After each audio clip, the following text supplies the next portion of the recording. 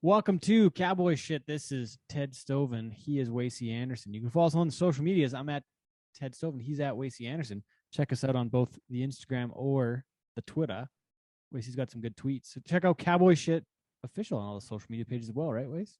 We're all over the place, man. Pretty much any social. We're on LinkedIn now. Even we started a LinkedIn page. If you can't find us, something is wrong because we're there. Or else we just need to post more, I guess, so you can see and we just show up on your page more often. That is true. Wacey's working on that. We're getting there. So this is episode 110. It's the middle of February in Canada, and actually the start of February. It's only the 7th today. It's in the positive degrees though for the middle of winter. There's almost no snow left on my front lawn right now. No, it's cool, man. It was such a nice walk. It was such a lovely walk to work this morning. I bet you're probably just loving this right now, eh? I'm a big fan, and I can run outside. Oh, I'm still training for a marathon. Yeah, how consistent has your running been lately? It's been good, man. I've ran almost 70 kilometers the past 6 weeks. That's pretty good, eh? 10 kilometers. It's been solid training. Just like nothing crazy, like 12. You gotta start bumping it up a little bit more. Though, but then you pile on hockey and all this stuff like skiing. Guys does like there's a lot of training's been involved in the past month and a half. I've burned in the month of January. I burned like how many calories? I think it was like over 10,000 calories in the month of January, which is pretty good. That's like 5 days worth. Burning 5,000 calories? No, you said 10,000 in 5 days. Or 10,000 a day. Yeah, but burning it like through activity, like not just like sitting there. That doesn't include like just like the calories you burn just throughout. That's just like through activity. Okay. Yeah, that seems like it might be good. I don't know. Cool. It's pretty good. So we're doing a fitness challenge. We're doing a fitness challenge at work, and they say you should average between 8,000 and 10,000 burned through activity in a month. Okay, cool. All right, I like it. Okay, but anyways, training's going good, man. I was gonna say the skiing though too. Like the skiing we did this last week, that probably didn't burn very many calories. I only had my phone watch. The alcohol. I only had my phone or my watch on because it died. But I only had an hour's worth for a skiing day on there, and I had 650 burned. So cool, man. I don't know what any of that means. So I guess let's just move on to hockey this weekend. We've got the Hannah Hockey Tournament coming up, so that's always a fun one. Happy that it's back, man. It's been a couple of years now since we've been back. So in fact, 1 year since it's been away because we went to it in 2020. But 2 years since you last played, pretty much. Two seasons of hockey. Well, we only missed one Hannah tournament. My point is, we missed it in 2021. That was it. It was one of the lucky events that happened still in January or in February of 2020 before things went down. So we missed it in 2021 and we're back in 2022. So we missed one. But 2 years ago, that was the last one. Okay, sweet. We're really on the wrong page today. But anyways, this weekend. 2020 to 2022 is 2 years, mate. I get it. We're saying the same thing in different ways. So we're back. Hannah Hockey Tournament this weekend. Wacey, it's going to be good to be back. It's been 2 years since you've been there. It's been 2 years since I've been back. It's been 2 years since we played hockey in Hannah, man. I'm fired up because, as people know, we love the tournament. We talk about it very often on this podcast. Mm-hmm. So when Lowell Johnson texted us that the tournament was back, we were fired up. So there's 6 teams, 2 days worth of hockey, and I think our chances are pretty decent to come out victorious and reclaim our A division championship, which we missed. We lost in the final in the last tournament. So I think things are shaping up to pretty good. We could use a couple more fellas on the team. We're looking pretty light. A lot of our OG Big Valley guys haven't played much hockey in the last 2 seasons. So they're a little bit out of shape and not really ready to go. So, I mean, hey, you don't know that they just haven't committed, man. You can't put on them that they're out of shape. You don't know they're out of shape. You don't know that. Man, Skippy literally said those words to us as we were driving to Saskatoon. We have an inside source who sees those guys a lot more than we do. Hey, I'm not the one. So I'm trusting Skippy's scouting report. Anybody gives a shit, that one's on Wacey. That one's on him. But yeah, like we said, if you're gonna sit here and tell me that I'm wrong. I'm not saying you're wrong. I'm just saying that I'm not gonna say if guys are out of shape. I'm not gonna put that on anybody. Skippy literally said those words to us. Out of his mouth. All right, sweet. So you gotta trust your sources, man. So Hannah, if you want to come play hockey, we've actually talked to a few guys. Tannerino today. We tried to get him on the team. He has already been scouted by another team. Lowell Johnson. I'm gonna hit him from behind if we play already against him. You're gonna play net. So good luck with that. Well, actually, I reached out to another goalie just so I can play out and be that other body that we need. So may have got another goalie yet or no? He said he's gonna let me know tonight. So we are. It's actually Tegan Rouleau's brother. Okay, right on. Brady. Yeah, he played 4 years in NCAA, so he can play the game. Good. So we've got I just got a little scouting report from Lowell Johnson too. We'll get to that here in a sec. But we've got on our team, we got Cade Johansson, son of the Don father, Don Johansson. Son of the Don father. Who else we got? We got Ryden Atwood. Woody. He's playing. We got Ryden Atwood, who's a good friend of mine. Timmy Martin, the biggest human in the whole world. Yep. His buddy Cody Fraser. Are those two are like 6 foot plus D men or what? Yeah, they're big dudes. Well, Tim's not really a D man. He did play forward when I played senior with him. And then we have Devin Maisy. Canadian champ. Maybe Justin Edwards he's not a Canadian champ, but good champ. Not a Canadian champ. He rides the bull good. Yeah. Anyways, Canadian Justin Edwards not on our team. Yeah, neither is Gator. We asked them Brandon Bardwell. Yes. He's on. Bardsy's back. He's been a staple on the team for a few years. And then we got Cade's cousin, and we don't really know what his name is. So Cade's cousin is on the team. It's actually Ty. You don't know, but I do. It's Ty. It's Ty Johansson. We got Ty Johansson. We got his cousin. Who... And then from Lowell's scouting report on some other teams, like we already talked about, we've got Tannerino, PBR Canada finalist, going to be on the Boot Hill Bandits. Strauss Milan looks like he's coming. He's probably part of that Sounding Lake Steer Wrestlers team. Cole Goodine, I've seen him at that tournament a few times. Leon Lay, Sounding Lake guy. Pat Cassidy. And like we said, Lowell's going to be. He was a part of one of our shows we did there live. He was part of the dressing room. Mentioned 2 years ago, last time we were there, and gonna be a fun tournament. It sounds like Lowell might have loaded up though, so we're gonna have to see how this goes.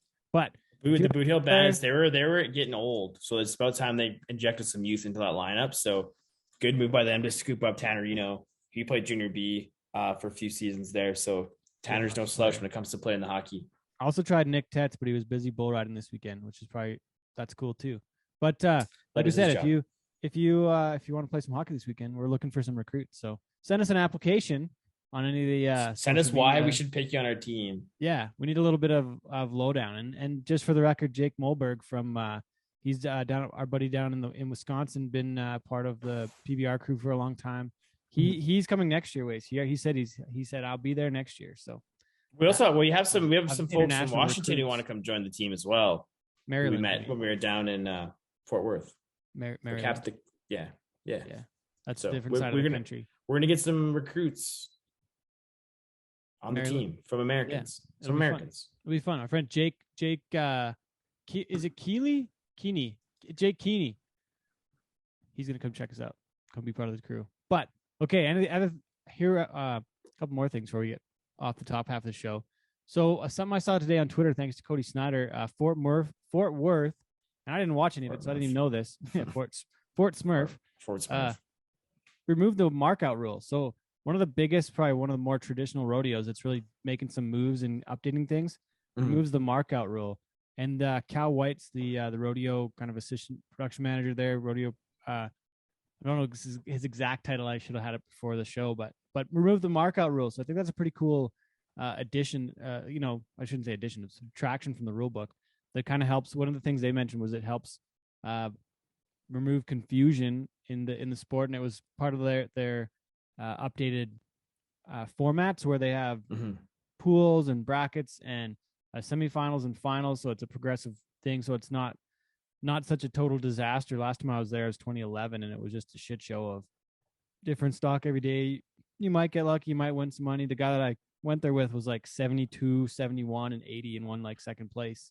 So now you've got to have like a good pool, and you're against good guys. They take the top people, and it's a much improved show compared to when I was there last time, and less of a drawing contest. So big kudos, I think, goes out to Fort Worth on doing, moving forward. And the Dickies Arena, which is home of the PBR World Finals coming up in May, going to be a pretty neat venue. It is a pretty neat venue. So I'm looking forward to seeing an event there at some point. But I hope that hopefully that's a trend that continues. with more of the bigger rodeos. We've seen it here in Calgary now for a long time, and it works really well. And it really it makes the event easier to follow for people. So correct. Yeah, so we like. I thought that was neat. I had to point that out. And then the last thing on the top half of the show here, the buckles, Cowboy Shit by Montana Silversmiths. Check us out. The buckles now on the website cowboyshit.ca. Make sure to get yours if you'd like one. And they're also in a number of stores now, so check it out. We got buckles and the dog tags, which are super cool. Yeah. So now we've been able to see them and like get them in our hands. Like they're awesome. Like I like the way they look. So we also gave one away the other day at the hockey game in Kindersley, but we'll get to more of that, or not Kindersley. Where the hell we were? Kimberly, close. But yeah. Anyways, we'll be back with our interview after this. Big hockey guy coming up on the show, and he's a Cowboy too. Hey, hockey guy, literally. Yeah, this is episode 110 of Cowboy Shit. Ted and Wacey, thanks for listening. We'll catch up with you all soon.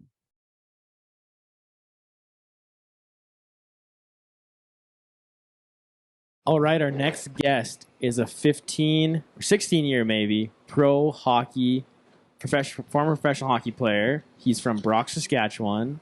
He's the 2016 National Team Roping League champion. I didn't even know that was a thing, but it's a thing. He is probably the biggest human I've ever sat beside my whole life. Welcome to the Cowboy Shit Podcast, Steve MacIntyre. What's going on, my dude? Thanks, guys. Not a whole lot. Just hanging out here in Kindersley today. You so I guess Kindersley. So you've lived a lot of places in your hockey career and in your lifetime, but you're back pretty close to home now. It's probably nice to be back. Yeah, it's nice to be back. We're like I said, I'm about half an hour from the farm. Actually, mom and dad's place. 3 miles just straight west of them. But yeah, it's a great place. There's nothing like home. Obviously, I don't miss the cold weather, the 52 degrees. That gets old real fast with the wind chill. Yeah. I miss the south. I don't think there's any trees in within like 30 miles of Kindersley either, so the wind really howls through here. It's awful.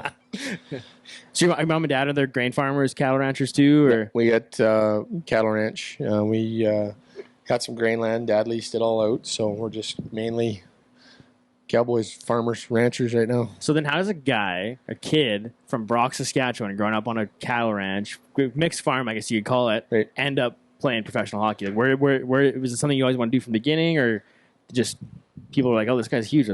He's probably gonna be good at hockey"? Well, it was kind of one of them things, you know. We there wasn't a whole lot to do in the wintertime. Yeah, we were feeding cows and playing hockey, and the Brock rink was always open, so we were always skating. And then there's a big slough out behind our backyard, so we were always skating. You'd think with all the ice time I got, I'd be a little bit better skater than I was. But wasn't the case. Yeah. Well, I mean, I guess you'd have been part of that era where like the big man hockey was kind of like the peak of the big man hockey, where it's like if you had some size to it, you probably were getting a few more looks than maybe a guy's my size. If I'd have been born probably 10 years, a little bit sooner maybe. Yeah. Like I said, my tail end of my career, they kind of went away from it. But, now even watching the game last night, I watched a little bit of the Oilers game, and I was like, holy smokes. Like, it's did quick you guys out see there. that Connor McDavid? His shootout goal was ridiculous. That was unbelievable, wasn't it? That was dirty. Okay, so what about when, I forget who it was, but the guy was just like totally on top of him in the corner, like lost his stick trying to like hold him and still there was no call on the play. Well, that guy's just like a human highlight reel, though. Like, he like dangled through 4 people. Like, he'll do whatever. Like, what he did to Morgan Riley last year, again, they're playing the Leafs. True. Like, that was just like disrespectful almost. I watched, so I haven't watched a whole lot of hockey, but I watched 2 of the Oilers games. One of them was against the Rangers, and then one of them was last night against the Predators. My old coach is actually coaching their team, John Hines, and like I said, those 2 games, I was just like, oh my gosh. Thank goodness I'm not playing anymore. But you are still playing. You got a game tonight. Yeah, we're playing senior here in Kindersley. Like I said, I'm trying to play as much as I can, but as you get older, things start creeping harder, up. Yeah.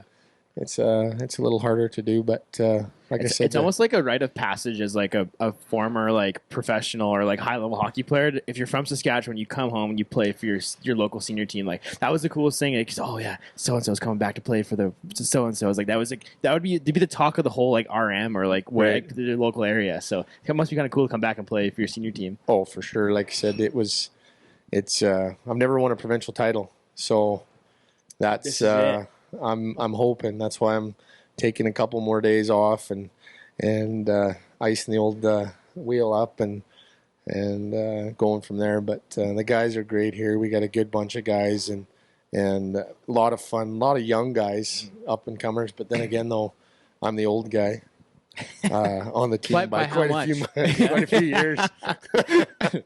I think there's some 18-year-olds and it's a little interesting playing with them because the game's changed and the way you approach talking to them is a little different. You can't. You have to be a little more PG. Yeah, you don't want to hurt their feelings, but no, they're good. They're a good bunch of guys. Like I'm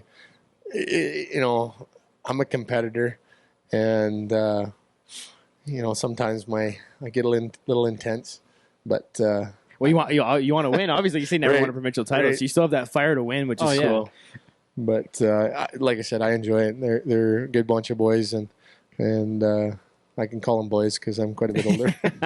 Although there's a couple other guys that like Troy Beaujolais. He's 39, so he's in the same wheelhouse. Yeah. So playing in these senior games, you have like some tough guy from another town come up to you like, oh yeah, I'm gonna fight Steve MacIntyre. I'm gonna be the hero. Like, has that been a thing for you, or is everybody, you kind of got your area? I don't. I just, like I said, it's funny actually. A lot of the teams that we do play were a lot of the teams that I played in minor hockey. Mm-hmm. So there's still that rivalry. Yeah. And I mean, I'm not afraid to throw a little CCM lumber around either. It's a lot easier on the body. Yeah. Them guys can they'll have to skate through a CCM hockey stick rather than a. Well, like, let's jump right into your career. So was professional hockey or like even major junior something that was on the radar from the beginning for you, or were you just kind of, like you said, you enjoy playing and not much doing in the wintertime, but when did that become a goal for you to take that next step? It was one of them things like, well, to be honest with you, no. I mean, growing up small town Saskatchewan, you wanted to play at a high level, but I was never drafted, never got drafted in the Bantam draft, never got drafted and playing professional. And a lot of people kind of never really ever thought I'd have an opportunity or a future. And really at that time, I didn't even think I had a future, but the big fella upstairs, he kind of had a plan and I was fortunate enough to have keep having opportunities and, even when doors closed, another one opened and that's kind of like I said, we were kidding about it earlier. Maybe you should ask me more about the teams I didn't play for rather than the teams I did play for, because I think the list would probably be a lot shorter. But it was such a great opportunity coming from a small town Saskatchewan to carry on a hockey career. And it wasn't the easiest, but like I said, I wouldn't change anything. Well, and even coming up, like you got to play for some Saskatchewan WHL teams, which is really cool. I know, like growing up as a kid, that's all I wanted. I wanted to play for the Moose Jaw Warriors, like more than anything. That's like where I was born, and like so much of my family's from around there. So it must have been so cool to like put on those jerseys. You got to go on and like play in those buildings. We're talking about the Art Hauser and the Arena in Medicine Hat and all those cool places. Saskatoon was, like I said, growing up, we're 2 hours from Saskatoon, and I was always a Blades fan, so that was pretty cool putting that jersey on. I always Chris McAllister's dad. He was sitting in the penalty box. He was in the home team's penalty box. I don't want to say, like I said, forgive me if I'm wrong, but I want to say his name was Jack, and I'd always call him Mr. McAllister. Yeah. And he'd always, hey, Hack, how's it going? I was like, oh, good. I'd get in there, serve my 5 minutes, and we'd be BSing and telling stories. And I'd always ask how, Chris was making out and Wade Belak, and because those are all the guys that came up before me, right before me, a couple years before. So I'd always kind of follow them. And even to this day, we kind of laugh and joke about that. And, I talked to Chris a little bit on the old crack book there and just say, hey, ever since, like I said, obviously his father passed away here, God rest his soul. But before that, I'd ask him, hey, tell your dad I said hello. But, things like that. He was a small town guy, and we're small town guys. And growing up Blades fan, that was pretty cool. So who are some of the the scariest guys you squared off against in the WHL. And that's like, even when you talk major junior hockey, the WHL is like the Wild West. Like it's big man, tough hockey out here. Right. Well, right off the hop, obviously you got guys like Colton Orr, Eric Goddard, Stephen Pete. Those are kind of all. I got there before Scott Parker. Scott Parker was in Kelowna, so I got there a year after he left. But obviously, he was a big gunslinger. And Rocky Thompson. Those are some pretty tough Cowboys. What were some of those tilts like though at the time? Like, did you get your ass kicked at some points, or were you always in pretty good shape, or were you like worried about going in, or was there no nerves, or I before the games, what was it like? I think it's just like anything. If you don't have, well, you're always scared. At least I was. I was always scared to lose, and so that kind of overpowered I was always worried about losing, so I always tried to, I was fighting more out of fear than anything, and it wasn't necessarily like. There wasn't guys necessarily bigger than I was, but it was just like, hey, I want to make sure that, use my strength to my ability or, as an asset. And like I said, I'm a big guy, a big farm kid from small town Saskatchewan. Yeah. So I tried to use that as much as I could. But, there were some big, tough guys that, like I said, I come up against, like Eric Goddard, him and I, and we battled every game. He's a tough son of a bitch, too. Oh, my gosh. Like, we battled every game, it seemed like. And, he'd either crack me or I'd crack him, and it was never really ever one-sided. It was either maybe I edged him out, maybe he edged me out, maybe we had a draw. Last time we fought, he obviously beat me. And it's funny, I actually messaged him the other day. I said, hey, I owe you one, we need to play senior. But I found out he's in Vernon, British Columbia. Yeah, so he hightailed it out of here. But I said to him, you're the only guy that I haven't got back yet. Well, it's pretty cool that you mentioned the names like Colton Orr, Eric Goddard, that kind of stuff. Like, those are guys you'd battled with throughout your whole career. Right. Like Teddy and I were watching some of your hockey fights on the way over, just like kind of doing our homework, and like those are some names that stood out that you'd fought in the league and then growing up. So it's kind of cool to see that journey of battling through that. Yeah, like I said, back when I played, and even earlier, it was the Wild West. Yeah. Like even earlier, we had the Blades. They had Wendell Clark, Joey Kosher, Tony Twist. Tony Twist, he's wild. Dave Brown. Yeah. Like all these guys are just like lunatics. Yeah. Kenny Baumgartner, Dave Manson up in PA. Dave Manson, just legends. Yeah. Like, if I'd have been 10 years earlier, I would have really got my ass kicked. But and another guy, Derek Bugard, he was right up there too. Mm-hmm. And believe it or not, there was another kid from probably up in your neck of the woods, Matt Sommerfeld. Okay, yeah. Matt Sommerfeld was probably the toughest guy pound for pound that I ever fought in my entire career. Like there was a guy that was just tougher, and he was tougher than a $2 steak. Well, the thing about the WHL too, though, is you get a lot of the small town farm kids like you who like that. You just come off the farm, and you're a big strong kid, and then you mix a big slew of them together, so you're just bound to be like big scraps like that, right? Yeah, we had some good ones. We had Darcy Hordichuk was one of my teammates in Saskatoon, and we had line brawls against Regina. It seemed like every other game, and Moose Jaw, we had line brawls against them all the time, and it was Brandon. Everybody. Literally everybody. We were line brawling everybody, and we had a big rivalry between PA too. Especially being in Saskatoon, it's so close together. Yeah. Yeah. So, there was not too many shortages of line brawls. It was funny actually. One of the pictures, there was a Star Phoenix, and Tyler McKay had this big shiner, and he was our goalie. And he had his visor, his helmet up on top of his head, and he had this big old black eye. Got it from him, line brawl. We might not have been the best, but we were, what we lacked in skill, we were trying. I remember Kyle Fredericks, we were in a line brawl against Regina, and Kyle Fredericks is the biggest human I think I've ever fought in my life. If you ever get a chance to interview him too, he's another guy. He's a big, scary man. He looked like Frankenstein. He was huge. He took his helmet off, and his helmet was I got big hands, but he had big, just big fingers. His whole hand fit on the top of his helmet.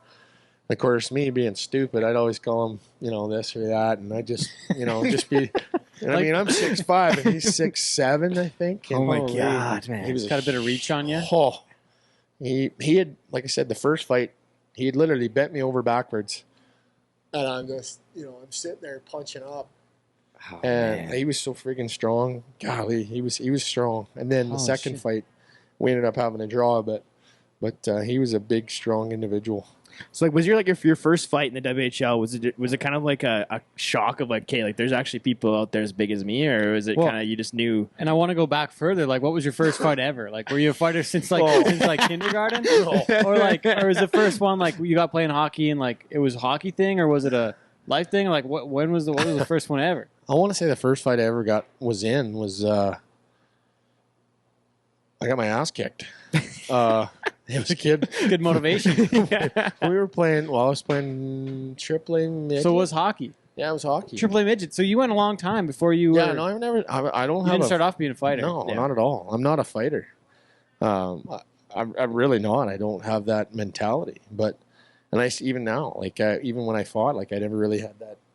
Like obviously, you develop. It's a skill, just like anything. But yeah, I absolutely got. We were playing. Oh, where were we? I was playing AAA midget with the contacts, and Kerry Nice. He was a Minto. Is that PA? That's PA. Yep. Okay. Yeah. And I can't. It was the Max tournament. I can't. In remember. Calgary, like at Max Might Bell. have been in Calgary. Yeah. Yeah, the I can't Max is remember. Calgary, isn't Yeah, it? Max can't Calgary. remember. Oh yeah. Yeah. But anyway, he absolutely beat the dog shit out. I mean, I was black eye, but I got him back That way. the next year. Oh, But no. that was the first fight I got in, and then, like I said, I fought a little bit in training camp, and I was here in Kinnersley, and I fought a little bit there, and it was just kind of one of them things that, like, I grew up, in a family like we're not aggressive. I mean, we're aggressive people, but we don't really, we don't. You're not going looking for a fight. Right, Yeah. right. My dad's, he's 6'4", and my brother's 6'2". Now, granted, my sister, she's a little bit of a scrapper, but That's where it came from. Yeah. and my sister and my mom, they're little scrappers, but like I said, we don't really go looking for it, but we're sure not going to back down from one, but. It takes us a little while to get wound up. Like I said, you can probably tell in my fights, it took me about 4 or 5 or 6 or 7, 8 before I started kind of swinging back. So when you got to like the dub, was it like you were there to be the fighter? Or were you kind of there like as an enforcer role? Like what did that look like? Well, it was kind of like I said, I didn't really understand the role because it was new to me. Mm-hmm. But it was a role that I had evolved maybe into. As a big kid, so they kind of wanted me. They wanted me as that, but they also wanted me to play. And obviously, at that age, it's there's more on the fighting rather than this. And it was just one of those things. It was one of them things that if I was going to continue, then I needed to learn how to play the game. I needed to get my skills going and continually work on those. And of which, like I said, I had some pretty good coaches throughout my career, and 2 in particular that were in Providence in my American League day with the Providence Bruins, the Bruins farm team with Paul Vincent and Doug Smith. Would you have played with Wacey Rabbit there then? Oh yeah, yes. Wacey was my line mate. Yeah, we interviewed Wacey like a couple months ago. Yeah, we're trying to recruit him for Hannah too. He just tweeted us, he says $1,000. He was super fun, man. You have to ask Wacey next time you see him. We got him talking about line brawls. For me, Wace and Chris Collins. So, like I said, those 2 guys, they're what, 5? They're not big dudes. 10? Yeah. Maybe. Yeah. And like I said, Wace, he could chuck them. And Collie could chuck them too. We got in a line brawl in Rockford. And I was playing with those 2. I love playing with them guys. Like I said, I just give them the puck and... Wace was a badass. He was. Yeah, just go stand in front of the net. So would you play with him in Saskatoon too? No, Okay, I played with him in Providence. Okay, cool. Yeah. So yeah, I played with them 2 guys, and like I said, we had a lot of fun, and a lot of fun off the ice too. I want to get to that too, but on the skill side, what did it take to improve on that side? Like is that practice every day and the great coaches? Is that what you were kind of getting to, or? Well, like I said, I had my skills coach was Paul Vincent, and he was from Boston or from Falmouth. Actually, he's born in Boston. He lives in Falmouth, and then Doug Smith was my fight coach. And I don't know if you guys watched the movie Goon, but that's loosely based on Doug Smith. Oh, really? So yeah, I love that movie. Well, of course, we've watched Goon. So good. That's a great show. Yeah. But it's those two guys are the reason why I had an opportunity to play, further my career in the NHL. Because you had a fighting coach. Oh, it was great. Yeah, the guys were. That's like, you ask Wacey next time you talk to him. They were getting bag skated, and I was working out with Doug, and they were getting skated, and I was literally like just rapid fire, just as fast and hard as I could hit the bag. Really? Yeah, we were with the hand pads as fast as so they. What was his background? So he was a Boston cop, but if you look him up, I don't know exactly his career, how it worked out, but he played pro and he played junior, but he was like a late bloomer. Yeah. And he just kind of developed. He liked the fighting, and that's kind of how things went. But talk about just a good guy, just, some of the stories and even just some of the knowledge, the difference, it's changed. The role has changed over the years. And he kind of learned how to adapt, but he helped me develop a skill that I ended up getting pretty good at. And I started to take, the other thing too is my mentality started to change. I just had my boy, he's going to be 16 this year. It's just crazy. But, excuse me, he, when you start looking at it that way, it's like, okay, these guys are trying to take food off my table for my kid. So it's just the little thing kind of went, that's kind of where you develop that switch, that instinct, because it is a switch. You're not a fighter. No. It's a thing you have to skill you're developing essentially. Yeah, I was not like I said, I'm not a violent by nature kind of guy. I'm not really that intense. I can be, just like I'm sure you guys can be too. But I got fired up the other night. Teddy drew my blocker at a guy. No, this was the other night on Saturday. Oh, funny. Somebody pushed somebody down in front of me, and I went after the guy. The ref wrapped me up first. But I was going to swing the blocker out. I was pissed. I get fired up, man. Mad. Especially beer league hockey. People are such meatheads in beer league just hockey. Dipshits. We had a guy the other night, our goalie, Robert. Were you part of that line, bro? No. That was we were at Robert the other night. So there's a big rivalry between Robert and Kindersley, right? There's always been, since I was a little kid, there's always been a rivalry between Robert and Kindersley. Well, our goalie that we, or whatever, he started throwing blockers. Oh, no. This kid kind of run him, and it was like, our goalie was a pretty big kid, and this other guy wasn't that big. And the next thing you know, this kid's leaking, and this guy, our goalie's just feeding him the block. Oh, my God. He gave him 2 for sure. Anyway, that's insane. I'm like, you know what? He's getting a pretty good licking. I don't have to step in there. Jeez. Oh, that's wild. Yeah. Goalies, you guys are squirrely. Yeah, fuck around, man. It would have been bad. I would have probably been banned for a few days. But I jumped at him and I kind of slipped, and then the one of the refs caught me, and I was seeing red at that point. Fired up, and I'm not a big Then the guy was trying to chirp me after. He said, "What did you little punk?" And I'm like, "Same size as you, you fucking bitch." And I was like, "Oh man, I was fucking mad." The guy's probably had a full cage on too. 100%. Oh, that drives me sideways. So, are you one of those guys that's a tough guy between the linesmen? No, I was going after him. Okay. I was going after. There was nothing. Yeah.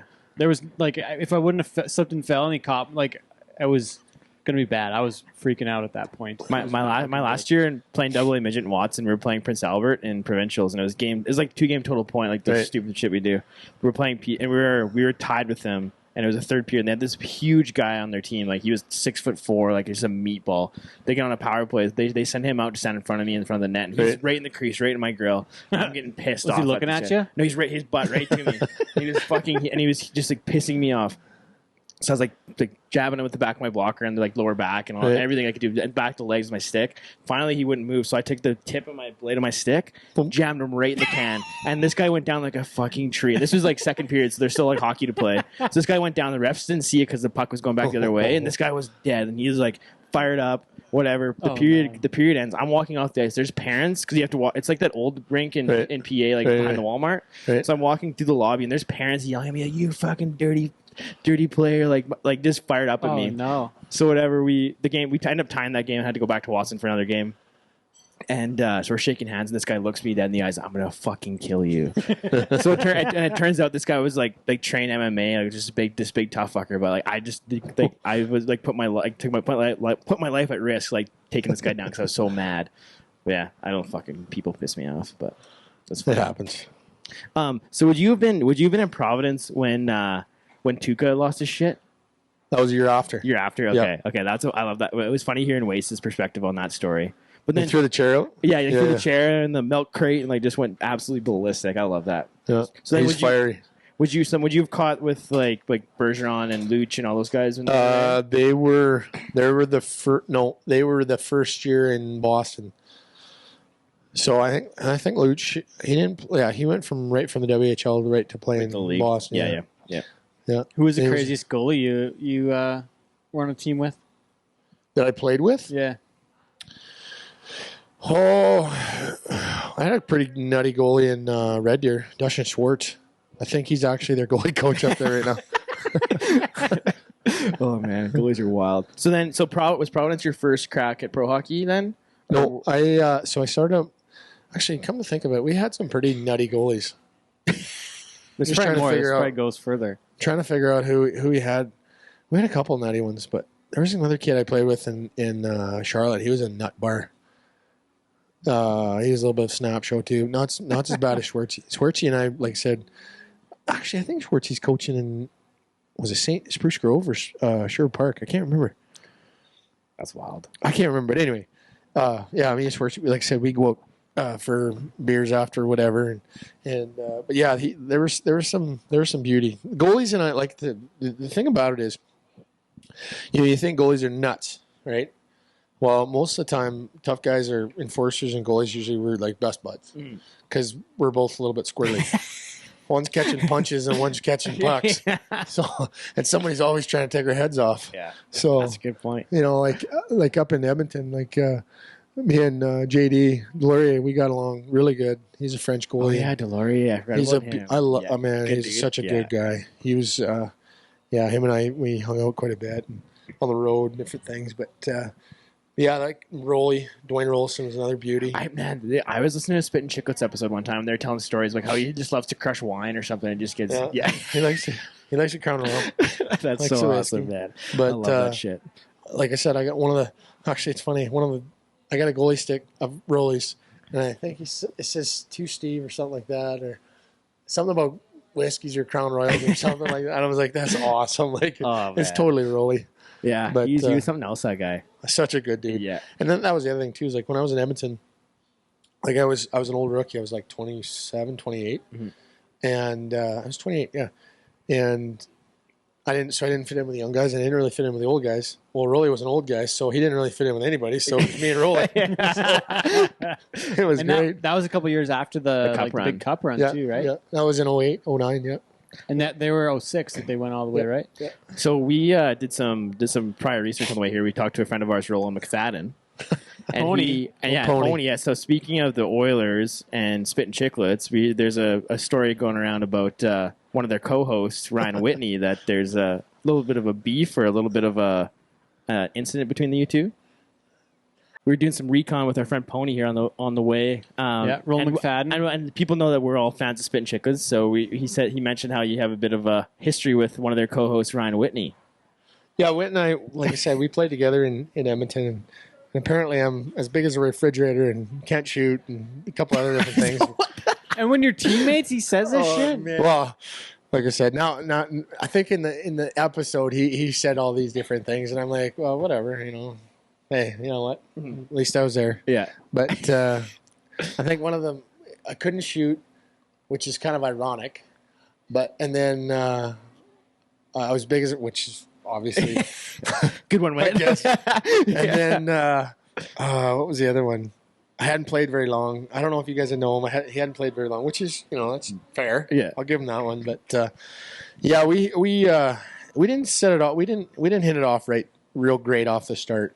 There was a little bit of history there, and what kind of history do you want to elaborate? Our first, like I said, the first time I ever met him, I was coming back, and it was my second tour of duty in Edmonton, and we were dressing in the visitors' dressing room, and I'm a big believer in if not just one guy, what happened was he was gonna end up he ended up having some issues with his skates or equipment or something like that, so he was gonna be late. So there's me, Sean Horkoff, and him left in the dressing room, and I didn't want him showing up, just him rolling the dressing room being late. So if it was going to be him, it'd be all three of us. So we all three went instead of just whatever. So that was my thinking. So we get in the dressing room, and right off the hop, Tom Rennie just kind of lays into us. He's like, "You guys are freaking blah, blah, blah late. If you're not 5 minutes early, you're 5 minutes late, blah, blah, blah, blah." And, they didn't he didn't throw us under the bus, but he didn't really tell this, which it wouldn't have made any difference anyway. We were late. You're getting cussed either way. We were getting cussed, whatever. Yeah. So anyway, I was like, what kind of guy is this? And like I said, obviously he changed and people grow up and mature, whatever. I'm sure he's great. I haven't talked to him for a while. But the story, like I said, him and I had, some issues or some situations throughout the course of the year. And like I said, there was a couple instances where I had to go over, I think. And like I said, the story that he did tell was pretty true. I was having a tough practice, which, I was the drill wrecker. And I will admit. The drill buster. I was a drill wrecker, drill buster. A little bit of one. Not entirely, but a drill, whatever. I was struggling because, like I said, I had to be on, my A game all the time. And so I was on edge all the time. And that's a lot of weight to carry around. Whereas those guys, like I said, they can kind of, they can do their thing and they get by on skill. Where it was like I had to go 110% all the time, and so there was no taking days off. So I mean, I'm just my hamster in the wheel, just round and round and round and round. So anyway, long story short, we get back and forth, and he yells at me, and I'm just. At this point, I'm ready to. Seeing Rennie or Whit does? Whit. Yeah. He's yelling at me and on the ice. Now. Oh yeah, and we're practicing. So I go over to him and I tell him. I said, "If you ever talk to me like that again, I'll effing rip your arms off and I'll kick the living shit out of you." And he just was like, "Okay." Never had a problem with him the rest of the year, really. Okay. And I even invited him out. Some of these kids, they didn't understand there's life outside of hockey. Yeah. I got to be really good friends with some really cool people, the people that run and own Cycle Works up in Edmonton. They treated me like I walked in and, I was able to buy a four-wheeler and for my dad for Christmas. And, I built that relationship and they allowed me to use some sleds and some four-wheelers and, whatever kind of thing. And it was really, really cool. When I told Whit this, I said, "Hey, you guys ever been sledding or shooting guns or anything like that?" And he's like, "Oh my gosh, you can do that?" And I was like, "Yeah, I'll do there's life outside of hockey other than going to the rink, eating, sleeping, going to the bar, chasing women. There's more to life than just that." And I said, "There's other stuff that you can do, go ice fishing, whatever." And he's like, "Man, that'd be awesome. I would really want to go." But anyway, never ended up working out. But we kind of buried the hatchet a little bit. Well, we sucked that year. It was a tough season, yeah. Oh, it was terrible. So it was a tough season. So we were all ready to kill each other by the end of the year. Well, the end of the year party comes along, and I'm up there, and I mean, I might have been drinking a little bit of whiskey, might not have been. I don't know. I'm up there, and they got a karaoke bar playing, and I'm singing David Allan Coe, just rocking it out. I think I got a picture. Call me by my name. Oh, for sure. Right? That's my go-to. Exactly. I'm up there, and I'm just singing my heart out, and you never eat. Right. And he's in the back because he used to come to the rink with I kind of had to giggle because I'd come to the rink and exactly what I got on right now, my muck boots or my whatever, my dry shods or my cowboy boots or whatever, right? Normal I gear. didn't, yeah. And it's funny. The other thing too is I come in with my ton truck and they got their Maseratis and their Escalades fancy cars, and their whatever. And Troy actually, he's like, "Man," he says, "I can't believe it." He says, "You don't even change your wardrobe or nothing?" because he used to give me crap about that too. He's like, no, I said, I got my boots, my rubber boots on. I'm good to go. I'm cold dressed, in Edmonton I'm in the dressing winter, for man. warmth, Yeah. not comfort. You know, or not looks. I'm dressing for warmth and He's function. practical. Yeah. You grew up on a ranch, dude. Right. You're not 30 below in Hey, Edmonton. you're not wearing your At fancy ass Skyreach shoes Center. on Right. feeding cows. Rexall. Yeah. So, you know, that was, you know, obviously that was one of the kind of things that guys giggled at, but I didn't really care because, you know, this was me. Yeah. And David Schmidt actually said, well, we definitely know what truck is yours on the ramp. You know, the only ton truck there. Everybody else is Escalades, Mercedes, whatever. Rovers. But anyway, but anyway, year-end party comes up and I'm singing and he's yelling. He's, you know, he's, like I said, going back to what I was saying, he comes to he's from Boston and he came and he had this purple suit. It was like it's not a one piece, but it was like one of them, like the mafia guys wear. Oh, like yeah, the jumpsuit. yeah. I'll never forget. Like a tracksuit it was style. like a Yeah. tracksuit. Yeah, kind of okay. thing. I'm like, What in the Wait. fuck is this? What are you the hell is doing? that? Yeah. but anyway, I don't know if that was just a one-off or whatever, but I'll never forget that one. But anyway, so I, you know, fashion sense, whatever, whatever. But he's like, he's saying, "Shut up, MacIntyre, you suck," blah, blah. And I mean, kind of Giving it getting to to you. the point where Yeah. you know he's being a dick. Well, my kid's mom, she's up in his face, and she's you know she ain't putting up with shit. No. So, and of course he's getting up, and I seen this, and I'm like ready to. You're just, I'm ready to kill him. yeah. Mic 'Cause- drop. I'm right, ready. literally. Yeah.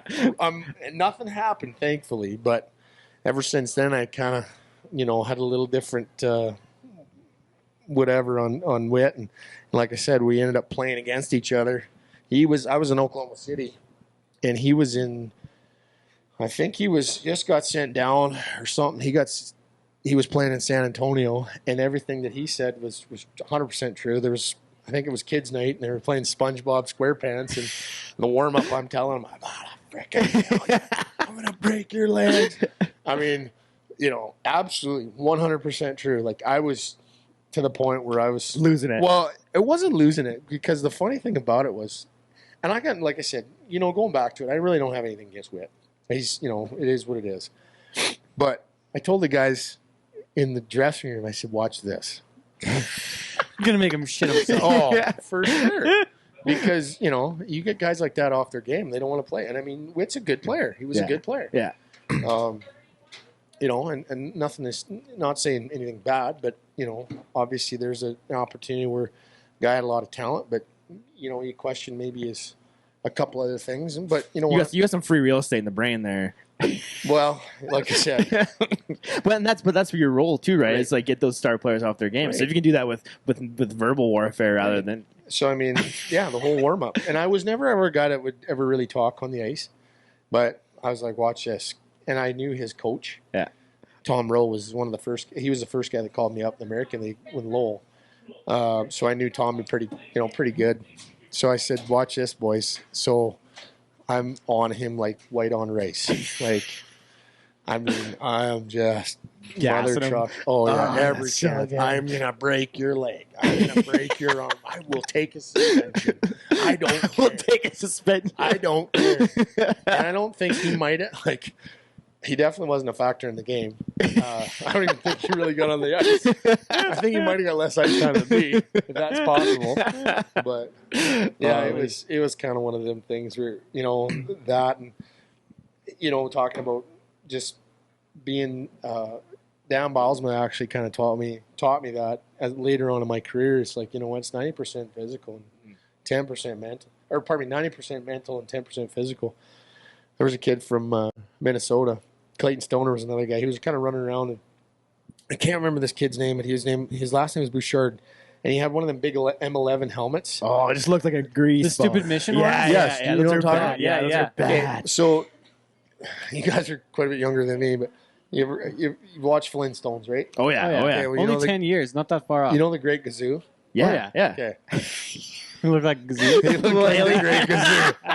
He had the visor, but he was like just a little fella. So I lined up against him. I said, You "Les." look stupid like with a little guy Yeah. with a helmet like he's got that. this big, huge helmet, right? He Oh, looked, that's literally so looked like good. Great Gazoo. Amazing. So I lined up against him, and I said, "Les," I said, "This is the deal." I said, "You can go tell Clayton to kind of settle her down because he was kind of running around. He was playing he was doing his job. Yeah. But I had to do. You got to do your job too. Yeah, exactly. So I said to him, listen. I said very nicely. I said, listen. I said, this is. We're gonna make a deal here. That's what I told him. I said, this is the deal. I said, you go over and send this message to Mr. Stoner. I said, or I'm gonna take and beat the living shit out of you. And he looked at me. He's like, well, what did I do? I said, well, nothing. He said, well, what do you want to fight me? I said, it doesn't matter. I said, you just make sure you go. Send that message. Let him know. Okay. So sure enough, I didn't have, and like I said, I got lucky every once in a while. So did he chill out after? Yeah, he did. Oh, that's so good. But I know Cam Johnson. Do you guys ever follow the Cam and Strick podcast? Man, his interviews on Chicklets are awesome. He's a wild man. So there's another guy that I absolutely like. I have the utmost respect for him. But there was him and Ryan Reeves. Oh, Reeves playing in St. Louis, and like I said, Cam's a tough guy. I fought him I was in, where was I? I think I was in either Providence or Hartford. I can't remember. Is he a big guy too? Or? He's square. But he's not very tall though. He's maybe 5'11". Oh my god! But he's just solid. Yeah. And he's a freaking warrior. I don't know Revo at all. Like I said, I don't know him at all. But all three of us were on the ice, and there was kind of a kerfuffle in front of the net. And I looked at both of them. I said, all right, boys, who wants to go to sleep? I said, Daddy's home. Daddy's home. Which one of you guys want to go to sleep? And I could say that because they can back it up. Yeah. But, that's so But, I mean, they're And I mean, that's one of the things that you said to somebody out of nowhere, they'll just like, what the fuck, man? Well, like I said, those coaches that kind of helped me develop that side of the game, like Dan Bosma, he says, the 10 games that I played with Pittsburgh, I never got in a fight, and I felt kind of guilty about it. Like I said, and then he said, I went over and talked to him. I was like, listen, I said, I'm just beside myself. I can't buy a fight. What am I doing? He's like, don't worry about it. He said, you're doing your job. He said, you just got to go up and look at the guys and all goofy and crazy eyed. Yeah. That's all you got to do. I'm like, insane. Seriously. So, I kind of took that and I kind of ran with it. And like I said, after that, it was like, oh, okay, that makes sense. Well, you can do a lot of damage though. Like you get that free real estate in someone's brain. Well, that's it, man. Dave Semenko was like the best at it. Yeah. Have you ever watched that? Was it Ice Guardians? Yeah, we were talking about that on the way down. Wacey. Because you mentioned Scott Parker. Like, he talked about when he'd wrap chains around his hand and punch trees. He's nuts. That's fucking crazy shit, man. Oh, wow. Tony Twist, he'd sit there and like just punch sand. Like, everybody. I mean, that's what he did. Like he'd get his right hand so like, I mean, it's incredible. Like it's just a whole nother. Those guys are on a whole nother level than I'll ever be on. Yeah. Like I just fought just because and I mean, granted, I never ever from stacking bales all those years in farming and helping Dad. I was just, like I said, fortunate enough I never got hurt. My hands are pretty well, like I said, intact, and I got some issues here and there. But I mean, those guys were. To hear their stories, it's just like it's crazy. But to listen to Dave and watch his video, like it's just like, and he could play too. Like he'd score 20 goals. Yeah, and Dave Brown's another guy. Yeah. Oh my god, Dave Brown's like the nicest guy. He's got a little bit of a high pitched voice, so it's like, the first time I met Dave Brown, he's like, "Hey Steve, how's it going?" I'm like, "Oh, you're Dave Brown." It's like still under Marty McSorley. There's another beauty. Like, oh wow, that's crazy. Yeah. Well, so McSorley reminds me of Brashear. And he said you got tennis elbow from fighting Brashear. Oh, yeah. But didn't McSorley was the one that fucked up Brashear in Vancouver, right? Yeah, he was playing in Boston, and they were, it was kind of it was a sad deal. Like I love Marty. Like I said, watching him as an Oiler growing up, and, just kind of following his career. Like I was always a McSorley fan. And when I got to Edmonton, that was one of the first things I asked. I asked Sparky, I said, do you think Marty would mind if I wore 33? And Sparky's like, he said, absolutely not. He said, he'd love for you to wear 33. So I was like, okay, that's cool. So, that was pretty cool. I got to meet him and talk with him. And I ended up getting put on waivers, and then Florida picked me back up, and I got to fight Brashear. And like I said, I'm all about, and I mean, I know there's a code, and everybody talks about a code, but if I did something bad, I'm going to be the first guy to step up and say, hey, you know what? I'm sorry. I didn't mean to. I crossed the line. Or if one of you guys did the same thing to me and you guys apologize, I'll be like, hey, you know what? It's cool. Hey, we're good. I didn't agree with it. Whatever, we're good. Let's carry on. But for me, I have a hard time, when somebody says, hey, you know what, I was wrong. I did something bad. I'm sorry. You know what? Be a man and be like, hey, you know what? I accept your apology. That bothered me when he didn't accept that apology. However, like I said, it's none of my business, whatever. But I was always like, you know what? If I ever get an opportunity, by gosh, He's going to get it. Well, I wouldn't say get it because obviously Donald's pretty tough. He's no, he's a lot tougher than me. But like I said, I ended up fighting him down in Florida, and I got the better of him, and I always wanted to sign to Marty, your friend Steve, and I got him a picture of me fighting Marty, and so I, stuck up for you. That's cool stuff. But hopefully one day I'll be able to see him again and take that picture to him. So like obviously you fought like some of the heavyweights in the league. Like you fought Bugard like 3 different times and stuff like that. Was there ever going into a game where you were like dreading like, oh man, I gotta fight this guy tonight, or like what was that? What was that like? I think every fight, it's just like them guys riding bulls. It's like they enjoy it, but there's that level of fear's a factor. Yeah, fear. No matter what. It's a fear factor, and anybody that says no, I'm not scared is full of shit. Yeah, like they're lying. Yeah. Like, I don't care how tough or how good you are. If there's not a little bit of fear, you shouldn't probably be doing it. Yeah. But there's something wrong with you. Right. Well, yeah, that's the other thing. Because like you're like some of the guys, like my buddy Trevor Gillies, he's wired totally different than I am. Mm. He's one of my good buddies. Him and his brother Nate. They're 2 of my good buddies, and they're wired so different than me. They are intense. They want it. Like they just live and breathe it. And for me, it's like, the lead up necessarily, like I'm that's where I get worried. But once I'm in it, it's like, okay, we're good. Relax, we're good. And you can see things happen, so that's kind of cool. I think I remember seeing your name in the book about Bugard. It was Boy on Ice by John Branch, right? Yeah. And he wrote about the Wright brothers as well, actually. The Last Cowboys, I think it was called. Yeah. But I got to talk about that a little bit, and just being in the same world as him. Oh, you mentioned guys like Wade Belak and like Rippin, and there's so many, and Steve Monador would have been probably around the same time too. Yeah. Like that's I played a little bit with Monty. I want to say I can't remember exactly where, but we crossed paths somewhere. But actually, I started reading that book with Bugard, and I actually had to put it down once I kind of read that about.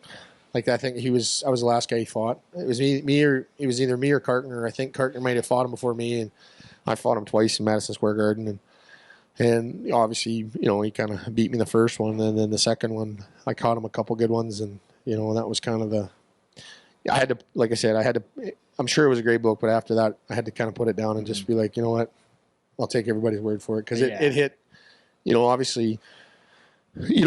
Like even with the Right as I'm Honest thing, the guy from Calgary, you don't want to hurt anybody. Yeah. You want to win, but you don't want to hurt them. But then on the other side, it's like my mantra, like my goal was to make sure that, I wanted to hit him so hard that he never ever wanted to fight me again. Yeah. Yeah. But at the same time, not hurt him. Yeah. You know what I mean? It's a fine line. Yeah, you don't want to hurt anybody, but at the same time, it's like, hey, you're trying to keep your job too, right? So it's a really tough situation to be in. Oh yeah, absolutely. Like I said, you're 90% of the time your hands are tied because if you go out and do your job the way you're supposed to, and the way you're taught, 9 times out of 10 you're going to come up with an instigator penalty. Yeah, you're coming out the bad guy, not more often than not. Like the instance where I was sticking up for I really love the kid Magus PRV. So there's Magus PRV, Everly, and Hall, and Mags and I developed a pretty good friendship. And his dad, just a great man. He passed away, and unfortunately, but Mags, like I said, he was the hardest working kid, I think, out of the 3. Maybe not necessarily the talent that the other 2 had, but as far as work ethic, he came into the camp, and we were doing one-on-one drills, and I was playing defense because they were short D-man, and everybody knows it's me playing one-on-one. That's like, okay, dump the pumpkin. That's my job. Here we go. Right? I'm not going to beat anybody one-on-one. So I was playing defense. So anyway, he comes down and he lost a puck. Believe it or not, I'm playing defense. it. So I'm going back. I'm playing the fence, and he didn't roast me too bad. Yeah. But he lost the puck, and what he did was instead of going and picking the puck, he just kind of went to the end of the line, whatever. And him and I had a talk, and I said, hey, you know what? I said, everybody's watching.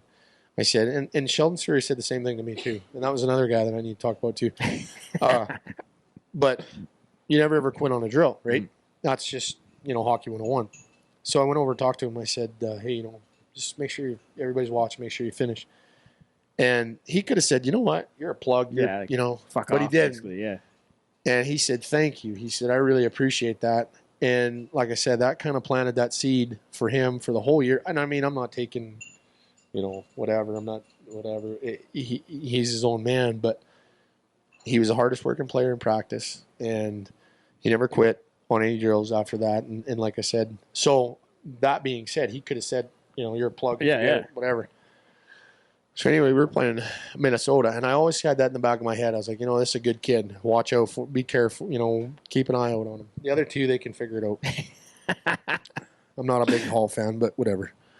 But anyway, he's just a little Saskatchewan boy, just whatever. Lorat.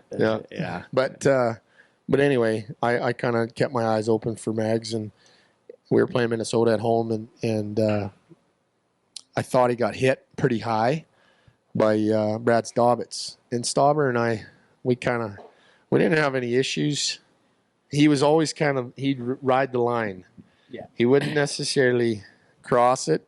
Every once in a while he'd cross it. He would cross it. Yeah. But then so I tried to keep him honest. Well, this night he hit him, and I thought he hit him pretty high from what I seen on the bench, and I'm screaming at Mags, get off the ice. I said, get off the ice. I'm coming.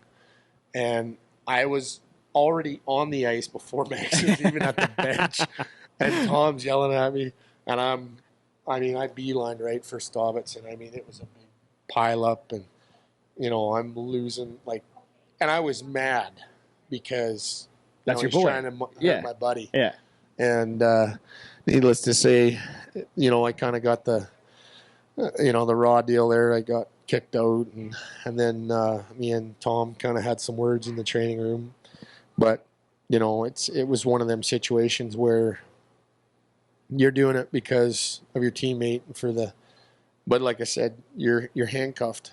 Yeah, because if you do it all the time, then you're going to be we aren't going to be if you do it, you're the bad guy. But if you don't stick up for your teammate, then you're the bad guy, and you lose your job. So what do you do? So it's like I said, it's a tough job, but then on the other hand, it's if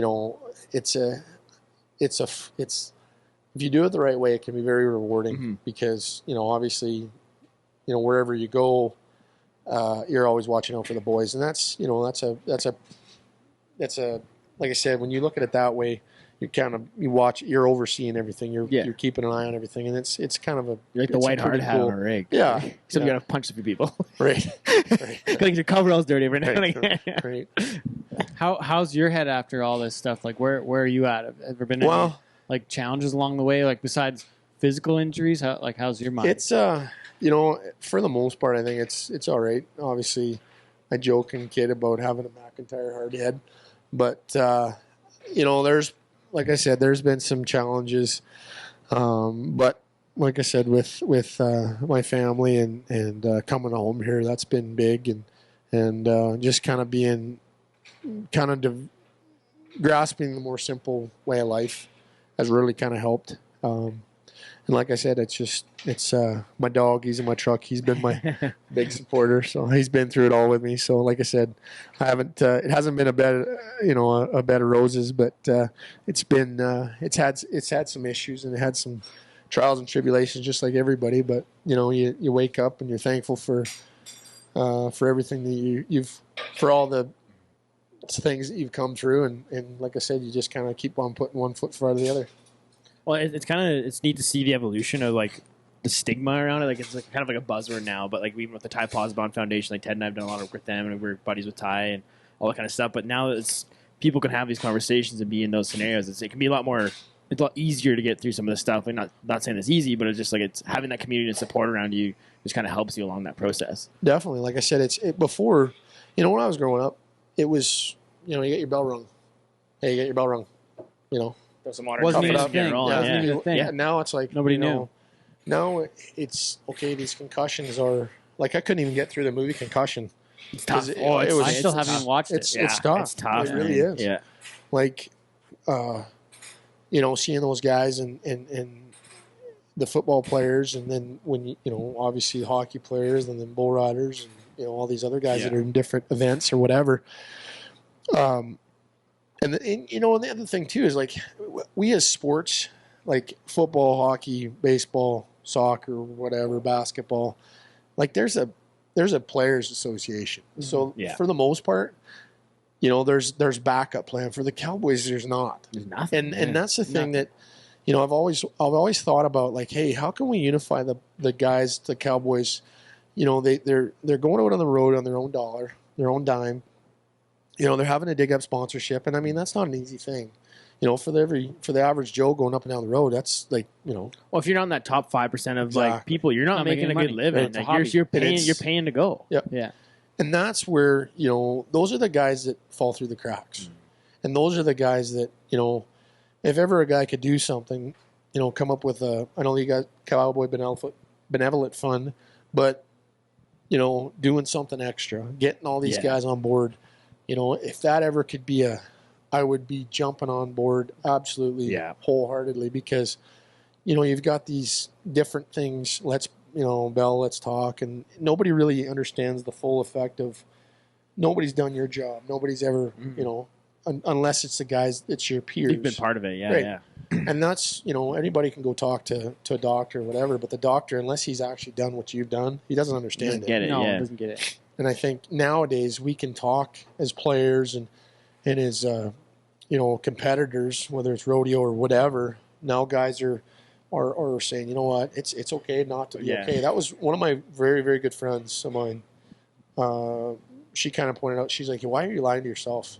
You're lying to yourself and you're lying to everybody. Mm-hmm. You're not okay. Mm-hmm. And I was like, oh my gosh, like I never thought of it that way because you're a persona. You're looked at as a persona. It's like, okay, you're this big tough guy or Nothing whatever. Hurts you, Nothing like, hurt. This is the way you're supposed to be. And when I thought about it, I went home that night and I was like, you know what? Like, oh my gosh, like it was definitely some soul searching to figure out what that meant. And once you figure out what that meant, it was easier to have these conversations. And I mean, like I said, I fought a lot of tough guys, and I have no problem saying, hey, you know what? I had issues. Mm-hmm. I've got issues. Mm-hmm. And it's okay. Everybody's got them. Yeah, for sure. So I think now with the awareness is out there right now, I encourage guys that are listening to if there's something going on, like reach out to me or reach out to your peers or, that's a huge thing. Mental illness is no joke. Physical ailments is one thing, but the mental ailments is nobody trains for that. No. When you mentioned like that conversation with yourself, like snares. I wasn't hoping they're gonna have Bohemian. Wacey asked for OV. No Bose. Wacey asked for OV and Bohemian, didn't get either. That's so my favorite thing about coming home is getting OV and Bose. A Bohemian on tap is like one of the best draft beers around. I love it, man. That's actually one of the things I've never experienced a Bohemian. What? Really, dude? Oh, man. Jeez. Are you even from Saskatchewan? That was like one of the big things. We'd go to high school parties back in the day, and you'd always bring a case of Bo or OV because you'd know if people were stealing your beer because nobody else would bring it. Right. So if someone's pulling your beer, it's like, yeah, give me a case of Bo or a case of OV, and then you'd make sure that nobody's stealing beers from you. It was awesome. Yeah. You mentioned Sheldon Surrey, and you had to bring him up, but we can go from there or talk about some of your wildest teammates or funnest stories from the road. Like you had to be on a fucking bus for a lot of miles, a lot of days. Well, it's one of those things where it's like you mentioned earlier of like, don't ask you what the teams you played for, it's like the teams you didn't play for. So you have a lot of different people you've played with, different paths you've crossed. Like it's pretty cool. It's well, I've actually thought about. There's actually been people where we sat down and talked, and I need to actually write things out and put it on paper. And like I said, I've forgot more stories than not, and like who some of the funnier teammates were, and one of the, well, like I said, the Sheldon Surrey story. So Shelly, he's like what you see, like when you see him on the ice, when you see him on Instagram, whatever, like that's what he is. Like that's like he oozes like appeal like you wouldn't believe. Like he's a good looking guy. I mean, I'm pretty straight. I mean, I'm straight as an arrow. Oh yeah. Shouldn't say. Can we take that out? pretty straight. What I meant to say was a pretty straight shooting guy. Like, but you know what? I'll be honest. Like, he's at the 1 hour mark. He's a good looking dude, and you know, bit of a man dime. He rocket for sure. Yeah. I mean, Sheldon Surrey. Yeah. He shoot the puck 100 and some. Yeah, he's nasty at hockey and like good looking guy. It's not fair, man. Just like some of the stories, it's just like you didn't. Are you even human? But you know the cool thing about Shelly is he was very like he's humble. He remembers where he comes from, you know, from Elk Point, Alberta, and you know I got to meet his family and such great people. His mom and his dad, rest his soul. Like his dad was such a super cool guy, and you know overcame addiction. Like you know, like both him, Shelly, and him, I just think the world of, and that all kind of started. Like I said, we were talking about Rolly and just how he was in the dressing room and how he treated me. It was pretty special. Like when I got my face broke, Eric Goddard broke my face and broke my orbital bone, and I didn't know it was broke. And I came out in the second period, or actually I went in, got stitched up, came back, hammered Chris Letang. Eric Goddard was barking at my door again, and I'm like, I'll fight you again. And Shelley kind of stood in there and said, no, you know what, I got this. And he kind of diffused the situation because he knew I was hurt. And but at that time, like we didn't know my face was broke. Well, I came out the second period, or the third period, and went to blow a old cowboy snot rocket, and my face just blew up, and it was just like, oh my gosh, what? You know, I'm yelling at my trainer like, Kenny, you know, my face is, I can't see out of this eye, and you know what's going on? It just scared the heck out of me, and come to find out, I broke my orbital bone, and you know, getting on the plane that night, it was pretty tough because that was the first big loss that I'd ever been handed, and not just a loss, but just an injury that, you know, it's not something you just come back from. Like it's a long. I think it was 3 months before I came back. Oh, and in your profession, like that 3 months is a long 3 months. They brought in guys. Yeah. You know, they brought in a couple guys to try to kind of help, you know, bridge the gap. And you know, you want to talk about mental. Oh, man, that was a mental midget. Like I was a basket case. Those because I mean, you know, I get on the plane and the first thing Mac T, I'll never forget it. He's like, hey Macker, you might want to think about, you know, a little more defense in your fighting game. And I'm like, I looked at him point blank. I said, well, you know what? I said a good offense is a better defense. So, and we just kind of, you know, and I just kind of walked back to my plane seat, and I was kind of sitting up toward the front of the plane, and you know, we got up in the air, and you know, I'm kind of moping and kind of feeling sorry for myself, and I don't know, about an hour into the plane ride coming back home to Edmonton, or going to wherever we were going, I can't remember. Sheldon Surrey comes up, sits down beside me. Says, Macker, how you doing? I said, well, you know, kind of, my face is broken. Right? Yeah. I think we were actually going to New York City, actually. We were flying from Pittsburgh to New York City. So it was a pretty, you know, quick trip. Flight, yeah.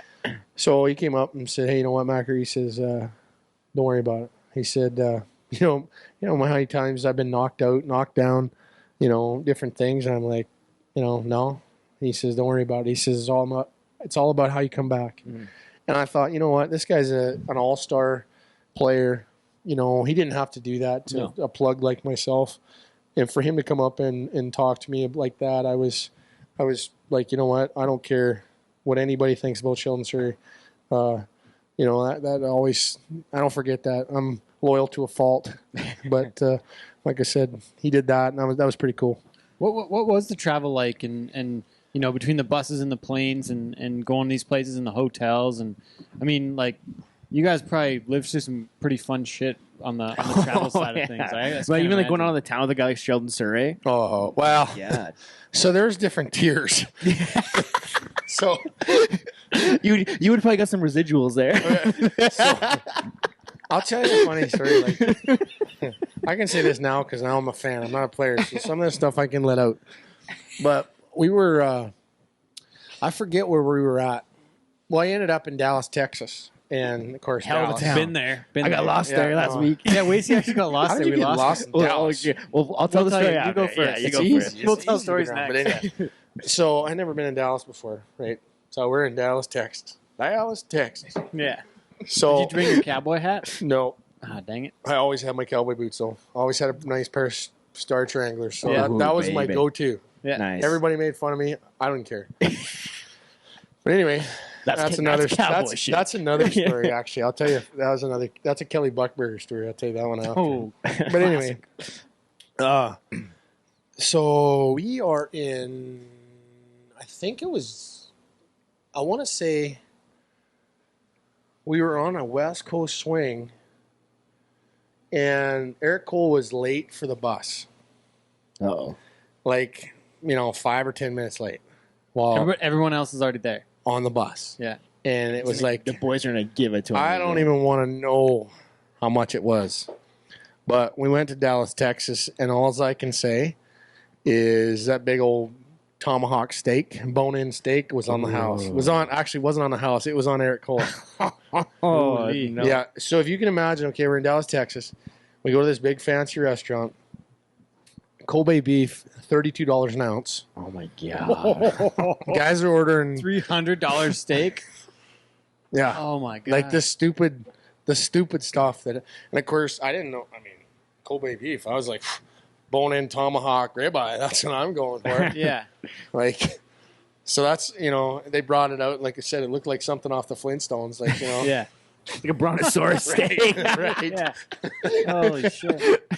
But yeah, that was very, very. I can't. I don't even want to know how much that was. That Oh, was, man. Well, that's for what? crazy. For like, is it 30 guys? It was is it like, yeah, or it is was the whole like, team. Yeah, he so bought it's dinner for the whole team. for That was everybody. Oh, that's because he was tough. late for the Holy. bus. Geez, So- at least 10 grand, maybe more. Oh, Yeah. but those guys, it's just like, hold on a second. Whatever. Hey, spit out my There pocket. you Yeah. go. You know, Yeah. I'm like one of the guys. I'm not going to name names, but one of the guys cleared in one paycheck what I cleared the whole year. Oh, my gosh. That's a one 1 2 check. week, That's 1 2 week that's paycheck. wild. And was that Edmonton or Pittsburgh? Edmonton, yeah. Edmonton. Nice. You probably So- figure out who that was. Oh, I'm sure you probably got it figured out. One thing I always love hearing about is like the rookie parties, and you mentioned Yeah, earlier you're a what bit of, about a your bit of an rookie? old, bit of an Yeah, what older was your rookie. 27-year-old yeah, rookie see party? that. Yeah, what That's happened? and so who were the other rookies with you too? Me, Liam Reddix. Well, Liam was my roommate. So who else? There was like 4 or 5 of us, I think. I can't remember. Yeah. But all I remember is it was really expensive. Where did you have Montreal. So Shelly set it up. Oh, jeez. it? Yeah. So we're drinking, we're and the meals, like, okay, I'm thinking, okay, we're going to go to this big fancy restaurant. We're going to go to steakhouse, whatever, and we're going to actually get something to eat, right? No. Negative. Ah. We pay and we get like this little, like we get a 5-course meal. Yeah, it was good. Yeah. But I mean, like, give me a hunk You're getting the little of service. potato and Ooh, was it Hemsky? no. He said he doesn't want to name any names. Okay, Come on, fine. leave him. Oh, yeah. Let him tell. I'll the- never. Yeah, let him tell the You'll story. never know. I'll never tell. But So Montreal. Oh, geez. Montreal, and like I said, Shelly had just gotten traded from Montreal to Edmonton. So I mean, if you can imagine, like it was just That like, was his oh, town. That was his God, city. it was just- Oh my Yeah. god. Have you ever been to Montreal? No, I want to go Yeah, so bad. I have. I want to go Yeah. so I got pushed bad. down in the street there one time. Push down the street. I got pushed down in the street. Like Oh. I was wearing my cowboy shit, and we were at the tennis court for a bull ride, a PBR event. Jonas and the Massive Attraction was the halftime show Right. between the long round and the short round. And we were at we're at Mad Hatter's was one of the bars, Okay. and we're on like Main Street. Some of the guys were at the Rippers. Like there was some stuff happening in that place, but we were staying at the The boys have told me. yeah. We were staying at the hotel, the railway hotel, like the Fairmont, essentially in Montreal, Yeah. right by the Bell Center, actually. And I want to I say that's one we stayed at too. I ducked off, tried to go back to bed. It was like 3:00 in the morning. We had to come back to Hand Hills on Sunday, so I was trying to get some sleep for a couple hours. And I just ducked off by myself. I knew it was like a block or two away. And there was these 4 guys that were like came up by me and just laid it. Pushed me down. Yeah, just pushed me down, and I like flew backwards, landed on my back, and I just got up and ran. I was like, I am by myself right now in foreign territory. I fucked off real fast. Got the fuck out of there. Yeah, it's yeah. There's Montreal is very unique experience. Put it that way. Like I played in that Quebec Senior Semi-Pro League. Oh, really? Oh shit! That's another story. Yeah. Like, is there a part 2? Part 3? I'm there. We have to get like 4 episodes out of this. I get so too good good telling the stories, but yeah. Where did we end up? In The Montreal. Opera. I want to say it was the Opera. Does the Opera mean the Peelers? No. It's like it was a bar, but it was set up like an opera house, and it was white. Really? Yeah, I can't remember. I think it was La Opera. I think, but honestly, it was at that point in time where it was like me and Rolly were hanging out, and it was like, yeah, cool. Hey, the guys, and I mean, it was fun. Don't get me wrong, but I'm not a huge partier. I mean, I like having a good time, but it just wasn't my element. My element is bonfire, having a couple beers, whatever. Yeah. That's my palace party. Some whisk and playing crib, drinking. Yeah. But that's kind of more my style. So I was kind of, like I said, I go back into watching and seeing it unfold.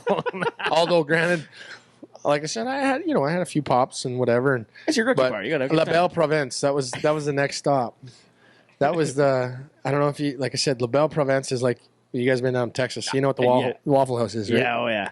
Okay, well, La Belle Province is like the Waffle House of Quebec. Like, that shit goes down in the Waffle House, dude. Like poutine. You want to talk about? Oh my gosh, me and Rolly. I think it was me and Rolly. We're sitting at La Belle Province eating poutine after we're making our way back to the hotel. But, yeah, it was pretty fun. It was and then the next day was even more fun. I'll never forget Liam Reddix. So he's red haired. He's got a light complexion to begin with. Well, he was pale. Like he's sick. He was almost yellow. Like the next day. Oh, it was so funny. Oh no. Poor guy. That's awesome. I mean, he was up at that. He was dancing on the bar and all the whole night. He was just like Red Bull and vodka. Oh, did you guys go? Or you guys are in Montreal? You weren't in Quebec? Yeah. Because Curtis Lecition told us about Dago Bar in Quebec City, and he said it was just unbelievable. He took us there with the PBR, like I guess 25 or 30 years later. Right. And he told us about how all the crazy times they had at that place. I can imagine. Quebec is I played there and obviously was that politics. Muskegon or was that that was in the UHL. So this was Muskegon. So the Quebec Senior Semi-Pro League. I played with St. John. Oh, okay. The St. John Mission, and I want to say it was their first year. You were only like 20, 21? 21, 22. Yeah. It was. That was an experience. Oh, my God. Well, because you got kicked out of another league, and then you ended up there, right? So I got kicked out of the one league. I ended up playing Muskegon, which is in the United Hockey League. We ended up winning the title there. Yeah. And then the next year, I was actually going to go back to school and be go to Red Deer College and be going for my education degree. Yeah. And then these guys called me. I was living in the Hat, working, and St. John called me. Mid-season? No, they were. Off-season. It was in the off season. Oh, okay. And they called me and said, "Hey, you want to come?" Actually, no, it wasn't Medicine Hat. Where was I? I kind of get this. This is all kind of fuzzy. I think I was working at the pasture in Davidson. They called me, they called me from there, and I ended up going from there. Like I said, trying out. Literally, had just got off the plane. I hadn't practiced, hadn't played, and I'm fighting. We play in Laval, the first game in the exhibition season, and I'm fighting Craig Martin. Who's I had no idea who he was, but apparently he was a pretty tough guy. Bitch, yeah. He used to be a tough guy for the Red Wings, and I'm like, who is this guy? And I mean, I don't know who he is, but I'm fighting him. So, needless to say, I did okay, but I mean, I hadn't fought and I hadn't been on skates. I'd been playing hockey, yeah. Oh, so it was wild, man. It was Quebec. It was Wild West. Jeez. But yeah, like I said, I was there for I think 3 months. But and actually the winner of the what was that tournament they had with the hockey fighters on ice? Dean Mayron was my roommate. He ended up playing Muskegon the year before I got there, or the same year he got suspended or whatever. The figure skating thing? No. It's like the fight. championship. It was like a right Goon. thing. It was because they did the scene showdown. like that in Goon. Yeah. Oh, I don't even know what that would have So, been. yeah. Yeah, I know what you're talking about. Yeah. So anyway, he ended up winning it, and Jesus. but this was all before. Well, Dino took me under his wing and kind of showed me the ropes Shit. living in Montreal, and like I said, you couldn't ask for a better teammate or a better guy, roommate for sure. That's so But wild. Did you ever spend any nights at the Roxy in Vancouver? I never got to the Roxy. Damn. I never got there. Let me rephrase that. No, I don't think I ever got there because I was always out with my sister's lives out in Victoria, and she was living in Vancouver, so I always kind of hang out with them when I was there, like night before I go for dinner with them or whatever. And I mean, I never really went out a whole lot. Other than Nashville. Nashville, Nashville, that would be Nashville, you partied. Oh my gosh. Okay, so Dallas. So we were at the market the other day, like the trade show market, and oh wow, yeah, and Wacey. Actually, I think I seen you in one of your saw little on the episodes where you Snapchat? walked. Yeah. Yeah, Yeah, I was actually kind of he saw what was going on. Who's this guy? Who's this fucking Yeah, guy? he actually got lost. We lost him. But so we I recorded a video and I said that Dallas has Wacey now because he left the room in the middle of the night and left the I'm bar on the intentionally door coming open. back, so I left my Yeah. phone, my wallet, my Everything. watch, everything. His Nothing. shoes, everything left. And then I woke up in the middle of the night and the door was open. I was like, fuck. So I closed This guy's it. gone forever. Yeah, I closed it and then woke up in the morning and Wacey was still not there. And I was like, what the fuck's going on? He's in Texas. I'm like, well, fuck, he got kidnapped. He got murdered. He got murdered. He was drunk driving in Texas and had a wreck and he's in the hospital and he's got no phone, no ID. Like nobody knows who he is. I immediately thought like there could be some bad shit that went down. But Where was he? he was lost. But I he was came back in the morning. I was lost. We're gonna go with that. I was lost. I was lost. But then I was found. I roll up and Yeah, everybody was Where you found. found? Who found you? Nice Texas girl. Yeah, there was Somebody. yeah, there's somebody there. Yeah. Well, there you That's all go. good, yeah. You're not really lost. He was somewhere we didn't know where he Yeah, was. I didn't let anybody know where I was. I made a Oh. big sale though. Big sale. Business development 101. You by really me. did it. Yeah. Well, But that's Wacey's getting lost story. But sorry. yeah. What's That's a that? good story. When I mean, as long as it's a good it's ending. good. It was really You made good. a sale and met a nice lady. You're good. It was. Needless to say, it was on brand for me. For whenever we go places, that's usually something that happens to me when we do that kind of stuff. Right. I wanted to ask a bit about playing at Pittsburgh with those guys. Like you said, you only played a few games, but I was there. Sid and played with like Flower and those guys and Latang and that crew. Like That was right when they even were Gino. winning it too, Yeah. wasn't it? Right in the mix of it. Right before I got there, they won it. But I got to play, like I said, I was in the organization. I want to say for like 2.5 or 3 years. I can't remember exactly. But probably the most fun I ever had. Well, 11 Was it? 12 to 12 13 Okay, in Pittsburgh and Wilkes-Barre. way off. 2 years. 2 years. Yeah, but 2 full But I mean- seasons though. It was great. I loved Yeah. it. Absolutely loved the guys. Scranton. They went into camp, and it was funny. I didn't know anybody other than, Was that a waiver claim from Pittsburgh, or No, was that a I trade signed. or a sign? I signed. So you were with UFA? Pittsburgh. Yep. Signed with Pittsburgh. Yep. Talked down Bosma, and he wanted me to come in and kind of. And that was kind of when Sid had his issues with concussions, and I was like, okay, sure, I'll sign me up. protect Sid. Heck yeah, sign me up. So I was all about it, and I had a good summer working out, and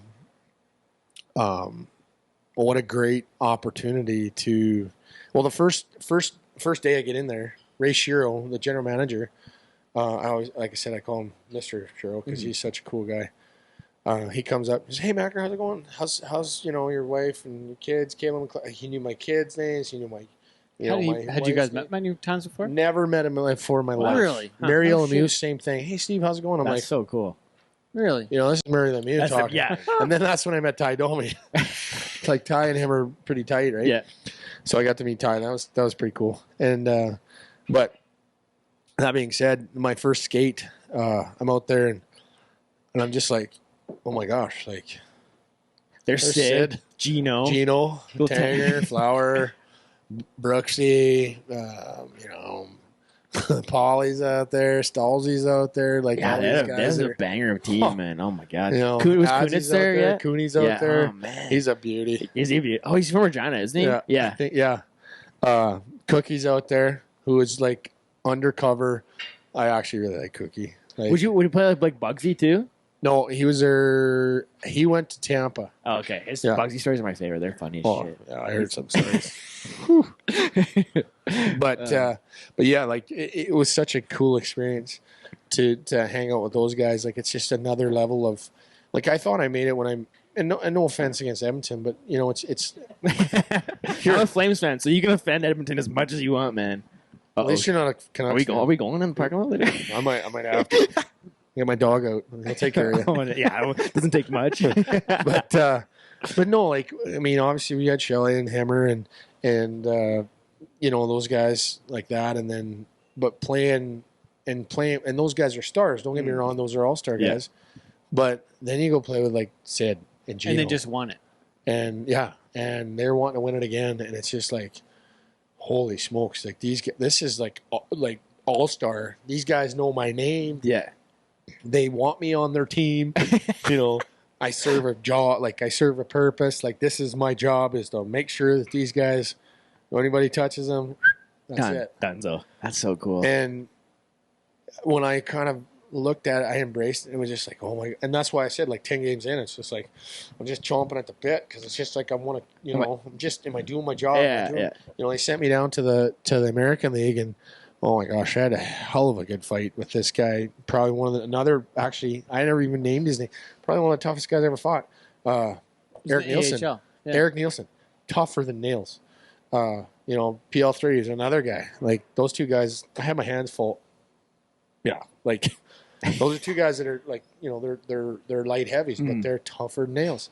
And these are the guys I had to deal with. But and those are the guys that could hurt you because they were, you know, 6'2", 6'3", wiry bastard. built like freaking brick shit houses, and you know, it hit hard and fast. And but as far as playing, you know, like Pascal Dupuis, there's another guy, He's sick just too. a great guy. Man, that's so cool. Then the next year, like Douglas Murray was another guy. They called him Crankshaft because he just cranked up. I mean, like, guys, the kind of the party would be kind of going out. Like we always had like Christmas parties or you know, like Halloween parties. Oh, What was your best Halloween? Pittsburgh. Yeah. Actually, yeah, Pittsburgh. I would have to say Pittsburgh. Well, although Edmonton, we had some slammers Bangers, in Edmonton. yeah. Oh yeah, man, that's so but Pittsburgh, just the fact that I had probably the coolest costume I think ever. I dressed up as the Wolverine, and I had the long hair, and I let the beard grow, and I had like the big chops, and the ex had and I had my boy.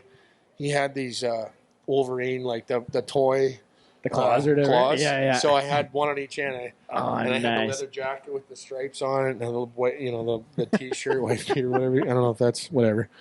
And yeah, that's so awesome. I might not have been as jacked as Hugh Jackman was, but I mean, I was probably You were just as feeling big. good, Yeah. Did a couple push-ups in the bathroom, you know. Just packing on some little dumbbells, just doing bicep curls for you going to the party. That was pretty cool. And like, you know, the other thing too is kind of seeing Sid, you know, let his hair down a little bit. That was pretty cool. Because he's Was he fun? Sid's such a cool guy. He's such a you know, people stereotype him as just very, very vanilla, very boring. But once you get out of his element, he's such a good dude. Yeah. Like he's just like one of us. Other than once you he's get him out of extremely good at hockey. Yeah. But He's a freak. right. But get him out of the press because he's got to have a refined image for the press side And of that's things. and that was the thing too. Is like I got to know him on a personal level, and like I said, I'm able to throw him a text here and there and just say, hey, you know, how's it going? Just, you know, BS with him a little bit, and he's just such a genuine good person. Kind of the type of guy that you'd let him date your sister. Yeah. That's the kind of guy he Yeah, is. good dude, yeah. You know, That's cool. But yeah, like all of the guys in Pitt were great. You know, as a role player, you develop a different relationship with them because you're in and out of the lineup, and you know, it's pretty cool. Were you ever at the end of a Marc-Andre Fleury prank? No. But let me tell you, so we're in a 6 or 7 game road or losing streak. We're in a skid, and what's his name? Simon.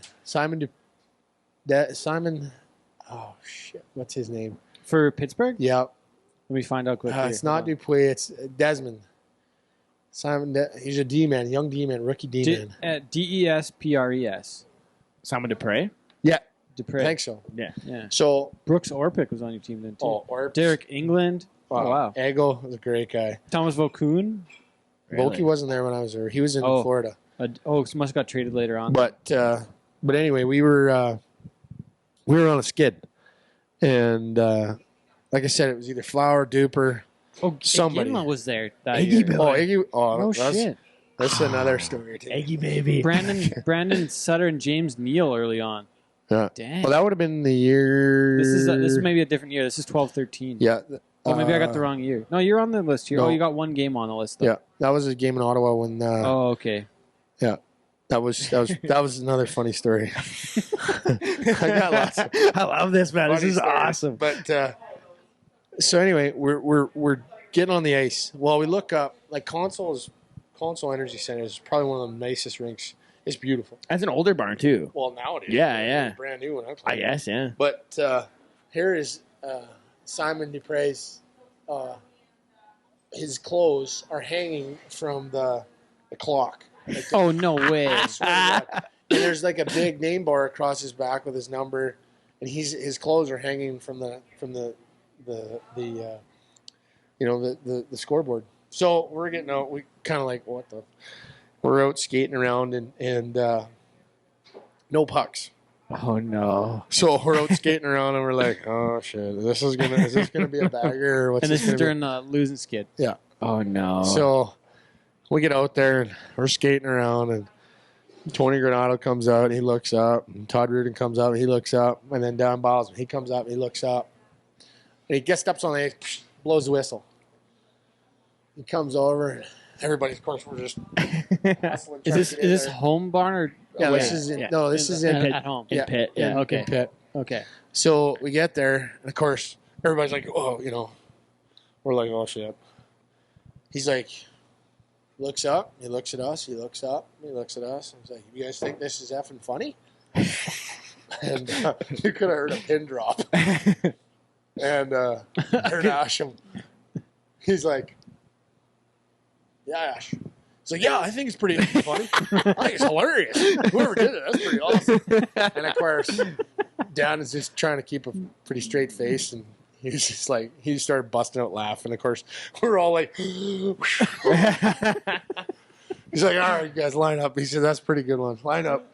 So we got pucks, and we ended up lining up, and I think, we ended up breaking our losing streak. But, it was just one of those things where those kind of guys, like, you really appreciate those kind of guys. And then a coach that realizes that you need some of that, that humor and that release. Break I it up guess. a bit, yeah. Because everybody can be, Be serious anybody, all the time. right? man. Everybody can be like serious, but at the same time, it's like, okay, it's a game, and You're there's playing gonna be- hockey. right? There's times where it's going to be hard, and there's going to be times where you have to break it up because it gets, you come to the rink and you're just vibrating because you're trying too hard. Yeah. Grip the stick too tight. Right. All right. Jerome again. Our boy Iggy. So, all right. So you want to hear the story about Did it? you say one game with Pittsburgh in Ottawa in 2012-13? Yep. Yeah, we got called. I got called up for one game. one game, and it was the end of the game. I think it was the end of the season, and it was the first game that they had played with Eric Carlson. Well, that whole Eric Carlson, Matt Cook incident. Oh where yeah, it Matt was Cook, his Achilles thing. yeah, Oh because, shit. and like I said, Cookie was a little pain in my ass, but he's a good dude. Like he Yeah. really really is. He's a good guy, or at least he was to me. And so they called me up for that. And jeepers, this Mike, yeah, so they called me up for this game and to kind of like they had Chris Neal. Oh yeah, Chris, he's a tough son of a bitch too. Oh shoot, who else did they have? They had some tough guys there. He was Dion there? No, I've got your team on here. Oh, what's wait, that's his- the last year. 12-13. They had a guy. Wow, You're looking for shoot. Ottawa. I trained with him all summer. This is where it happened. Are we looking for Ottawa? Yeah. Here, I'll find it right now. Teddy's got the DB okay, open. So, Northeast, Ottawa Senators. Here we go. So we got the whole team. Matt. Oh, wow, they had those Matt guys. Cassian. Duh. So Matty's there, right? And I trained Is with it him all Zach's summer. brother? No, I don't know if they're related. Oh, really? Okay. Matt's a big dude. He's 6'4". He looks like a big freaking grizzly bear. Yeah. Like, he's a big dude. So Matt and I were jawing at each other, and of course he's such a good guy. Like, he really is a good guy, but he knows the deal. And he said something to the effect that something's gonna happen. I said, well, Matty, I said, you're gonna have to come to me, whatever. That was like why I got called up. And, me and Chris Neal, whatever. Yeah. But before all this happened, I got called up, and the first thing that I get called up, and I'm in the practice ring. I got all my crap, and all of a sudden Sid comes running down the hallway. He's like, Macker, hey, come on in. We need you in the training room. So I'm like, okay. So I go walking in the training room. Well, here they got Douglas Murray. Doug Murray is a big, big man. Like, he is a house. Yeah. Well, Doug and I have rather large craniums. So instead of a large helmet, we're probably thinking like extra large. So these idiots are trying to figure out who's got the bigger noodle, me or him. And so they got the tape measure, and they're measuring their heads. They're like, I got $50 saying that Macker's head's bigger. They're back and forth. I'm like, seriously, guys? Like, hey, how's it You're going? probably like a 7 3/4. No, I'm actually not. I'm a 7 5/8. Hey, I'm only one size off. I got a huge head, but he actually had a bigger head. Really? So, but yeah, just the funny. Did you guys know Oprah is a size 8? Huh? Oprah, big head. Her Oh my hair, too, gosh. probably, eh? I don't know. But Smithville trivia. that's a little bit of gee whiz information there. But anyway, so they just traded for Iggy, right? Oh, yeah. So Iggy, like you said, He's got McMillan too. I don't know, but so we're in Ottawa, right? So there's 3 stalls. There's 3 stalls, and then there's CTC, a door. Canadian Tire, right? I think so. Yeah. There's a stall. Canada. There's 2 doorways, one going in the shower, one going into the bathroom or whatever, right? And they've got Teddy Richards is one of my buddies. He's the equipment manager or the assistant equipment manager, and Dana Hines is the manager. And a couple of, like I said, well, they put me in between Brooks Orpik and Doug Murray. So the 3 biggest mutants on the team, we're sitting like us 2 idiots right now. We're like this, right? So anyway, long story short, I'm sitting there telling stories, kind of the same thing, and I go, Iggy, I said, do you remember the time we were in Calgary, and of course, or Edmonton, and you're playing in Calgary, and he's kind of giggling because he knows what's going to happen. Well, we were playing in Calgary.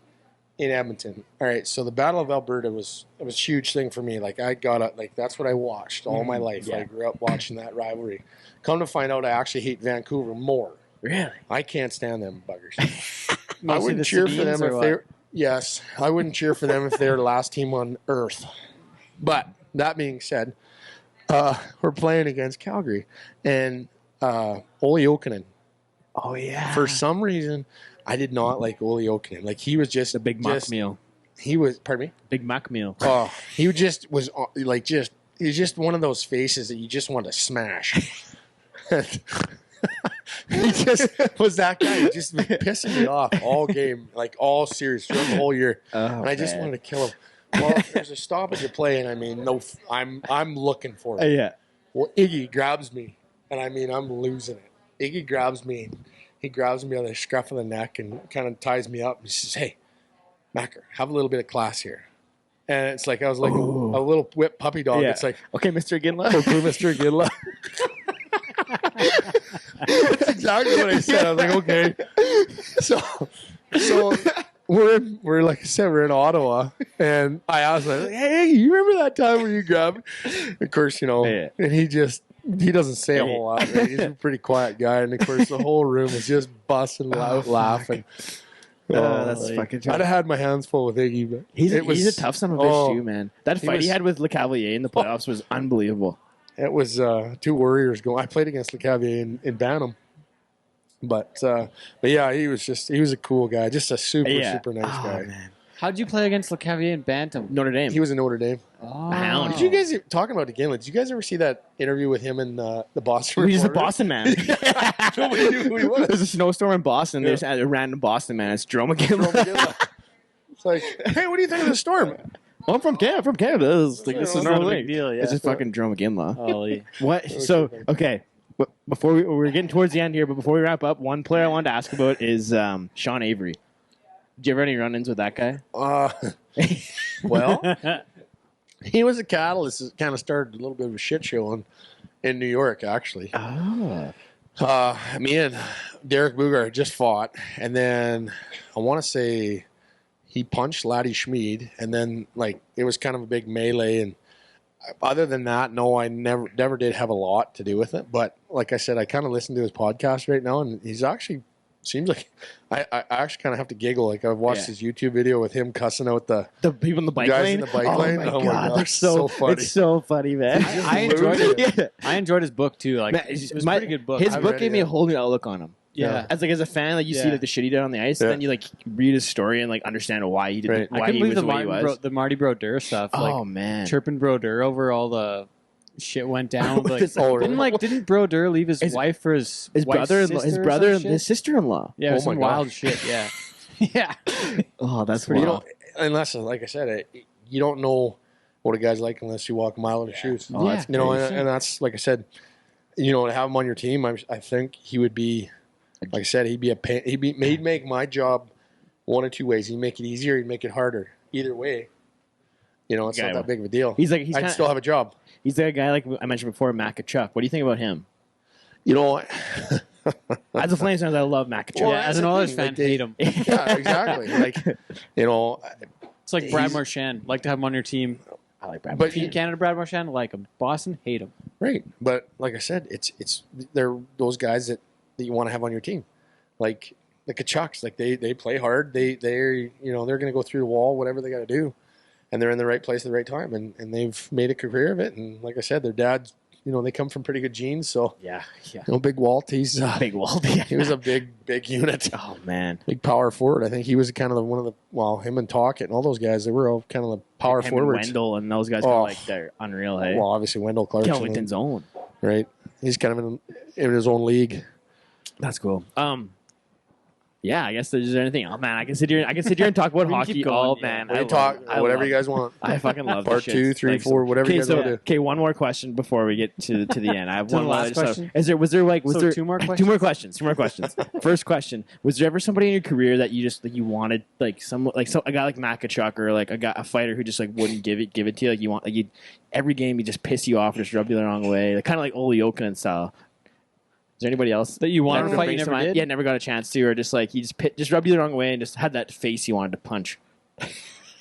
I want to say it was Tom Sestito. Didn't He you? was one of He those played in guys. Edmonton, didn't he? Yeah, I think he did. Did you try He was in and Vancouver. Oh, Maybe. really? Oh, okay, yeah. He was one of those guys. He did like you know. I mean, he played the role. Like he did. You know, he got paid well and he did well. Like you said, I think he played in Pittsburgh or with the He was Wilkes- around. with He's the somewhere Penguins. around. Yeah, But yeah, I just seen his face again here the other day, and I was like, oh. I want to punch that face. Right. But you know, I'm sure, like I said back then, you know, and that just kind of came to me while we were sitting here talking to it. It was the first name that came to me. But what was his name? Chris Millette. He played in Kelowna. He was another guy that he actually broke my nose. I think it was sideways on the side of my face one time. He played. I want to say he started out in Kelowna, and we got in a line brawl down a Moose Jaw. Nice. The Blades against, you know, imagine Crush that, can Warriors. too, probably. Yeah, oh yeah. And I got into a fight with Millette, and I mean, he had his fist down to his ankles, and I come skating into one and just bang. And I literally, I think my nose went on the side of my face, Oh no. and then he hit it again, and then it was like, oh no, my eyes were watering, and all I can remember was I grabbed him and threw him on the ice, and I was trying to bounce his head off the ice. Like I couldn't hit him because I couldn't see. I You couldn't see anymore. Oh, no. you want to talk about Oh. painful? That was like I said. Your Oh, nose that is was all brutal. mangled. Okay, one more thing I want to ask you about Okay, is I got another one too. But like scoring a goal in the NHL, like okay. we got to ask about that too. Well, I can say this with all honesty. Actually, two things. My first goal was against Washington. I was the highest paid player per shift per game Let's that go. night, We scored. and I outscored Ovechkin that night. How many guys can say that? Not many people can say that. That's Right, pretty I'm cool, just man. saying. Hell You know, yeah. You were paid better than Ovechkin at that time? At that night. At that night, that one per night. so Per shift. Paid. Okay. All right. Right, 'cause I broke Quick this down. math. Here we go. What do you think for 56 minutes of the game? I'd sit there and be like, well, you know, I'm the highest paid player per shift per game. Yeah. Kind of a big deal. Work that into your contract. Right. Points a per big deal. shift. Points per shift. Right, you know. But no, I ended up scoring against my first goal was against Washington, and that was Who'd you score on? Yeah, who's the goalie? Jose Theodore. Oh, Take man. that, Frenchie. That guy's Twisted wrister. I think it was like hand over hand. And I mean, that's the funny thing. Is like it's so funny. Like, you know, it's so ironic. Like we can talk about Whitney talking. I had a muffin for a shot. Well, you know what? That was the one thing I could do. Is I could shoot it. Yeah. But I never had the opportunity to shoot it. Or when I did, it was like, what do I do? Dump it in the corner. You know. 2-1, dump it in the corner. I don't want to get yelled at. Put it in the corner. Get it deep. But like I said, like whenever me and Teddy played beer league together, my man, just put it in deep. Right. Muck it out, mucking and grinding. But so stupid. But yeah, it was. I think it was a twisted wrister from the top of the circle. Amazing. But and then the last one, like I said, I scored against Mika Kiprasov. No, And, my boy. yeah. That's my hero. And I wasn't sure if I was going to fight somebody or not. Like I thought I scored, but I wasn't sure. And then somebody was hitting me in the back of the pants, and I was turned around, and it was like you could see my face. And then Kyle Brodsky actually like, you scored, and I was like, what? I love playing with Brodsky. He was such a good dude. Holy fuck, that's him awesome. him and Colin Fraser were two of my favorite lineies. Oh, JF Jocks. He was a beauty. My face hurts. Like JF. Sorry, go ahead. The one fight that we watched on the way here that we wanted to ask about was fighting Robin Big Snake. Oh. So because I played against Robin when I played senior in Nanton, and Tim, my buddy was telling you before, he fought Robin, and he's the same kind of guy as you, like just super gentle, wouldn't hurt a fly, but just like he'll fight you if you want to fight him. Right. that was a wild video. Robin's not a big guy. No, he's pretty stout, but honestly, I can't there was a little bit of history I want to say because he was in Hartford, and I was in Hartford, and he ended up fighting. Can't remember if he fought Grenier, Gillies, or Purington. Talk about a tough team. Yeah, I'm serious. We need to go like Hartford. We had the toughest team by far. I was a lightweight. We had Trevor Gillies, Marty Grenier, Craig Weller, Darth Murray, and myself on a line. Damn. And we got a line brawl against Springfield. Oh my god. That's scary shit, man. I think that was in 2004. Jesus. Man, that's wild. That was like I said when the American League. Well, I was during the lockout. Supposed to be a lot of good players down too. Oh yeah. Yeah. So, yeah, it was. Talk about the Wild West. That was the beast from the East. It was like I said. Every night there was, guys fighting and lion brawls and. Did you ever bump into Biz Nasty? No, I never have. We never crossed paths. I can't even say that I even know him. Yeah, fair enough. Yeah. But like I said, he's obviously done. It's cool what he's done with it, man. It's very well for himself. Hell yeah, man! It's he great. set himself up obviously after hockey with the Twitter thing, and you can't help but root for guys like that. That they've seen done opportunity well. and do it, man. It's great. This whole thing with what's the hockey deal he's on in ESPN. Oh, the TNT. Yeah, that is fucking awesome stuff. Yeah. Him and Gretzky chirp each other. I think that's pretty funny. Man, he asked Steve Eiserman the other night about what he does in his personal life because they always chirp him on the podcast about smoking weed all the time. Is that for real? So what the deal is? They're talking to Kirby Doc, and he was like a third overall pick, and Stevie Eiserman interviewed him, and he was like, so do you smoke weed?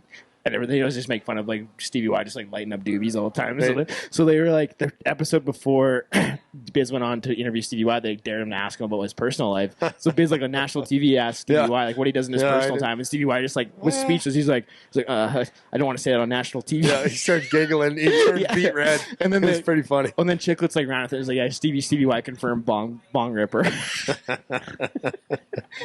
Love that. Well, so speaking of that though, how's it been for you after hockey, like as far as when you played in the, like how's it been afterwards that way as far as it's been an adjustment.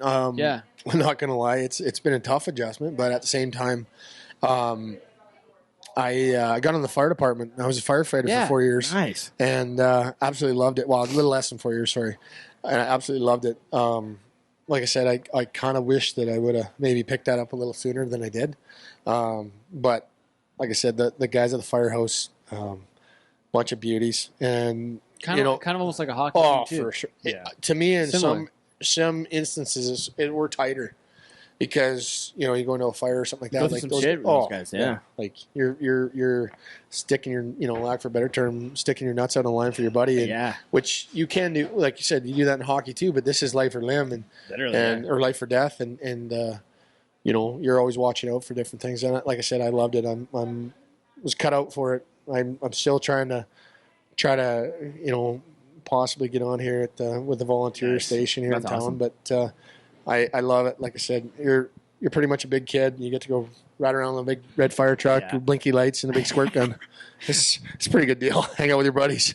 Fun fact: I'm banned from the Calgary Firefighter Hockey League. Oh, really? What did you do? So they have every year they do a 3-on-3 tournament. It's for like firefighters and first responders, and I have a buddy who's a firefighter in Calgary, and they needed a goalie, so they call me up. So we go and win. Timbo? Colby Charters. Okay. He's from around this area. But anyway, so they called me up and need a goalie. So he's like, man, yeah, we need a goalie. Like, but make sure you come here, like, shave your face because you're supposed to be a first responder. Right. So whatever, I shave and we go play and we win the tournament. And then we go and there's like there was 2 different tournaments, like for the south departments and the north departments, and they had like a final game. We played at the Corral and we won that game too. And then all of a sudden they found out that I wasn't I wasn't a first responder, so now I'm not allowed to go back to these tournaments anymore. Oh no! So I'm too good. I'm too good for the Calgary Fire. Did you guys get the trophy and have a decent party at least? We had a pizza party after. Oh yeah, yeah, it was pretty cool. But that's why I'm banned from the Firefighter League. I'm too sick at hockey. Wait, so you better wrap it up here.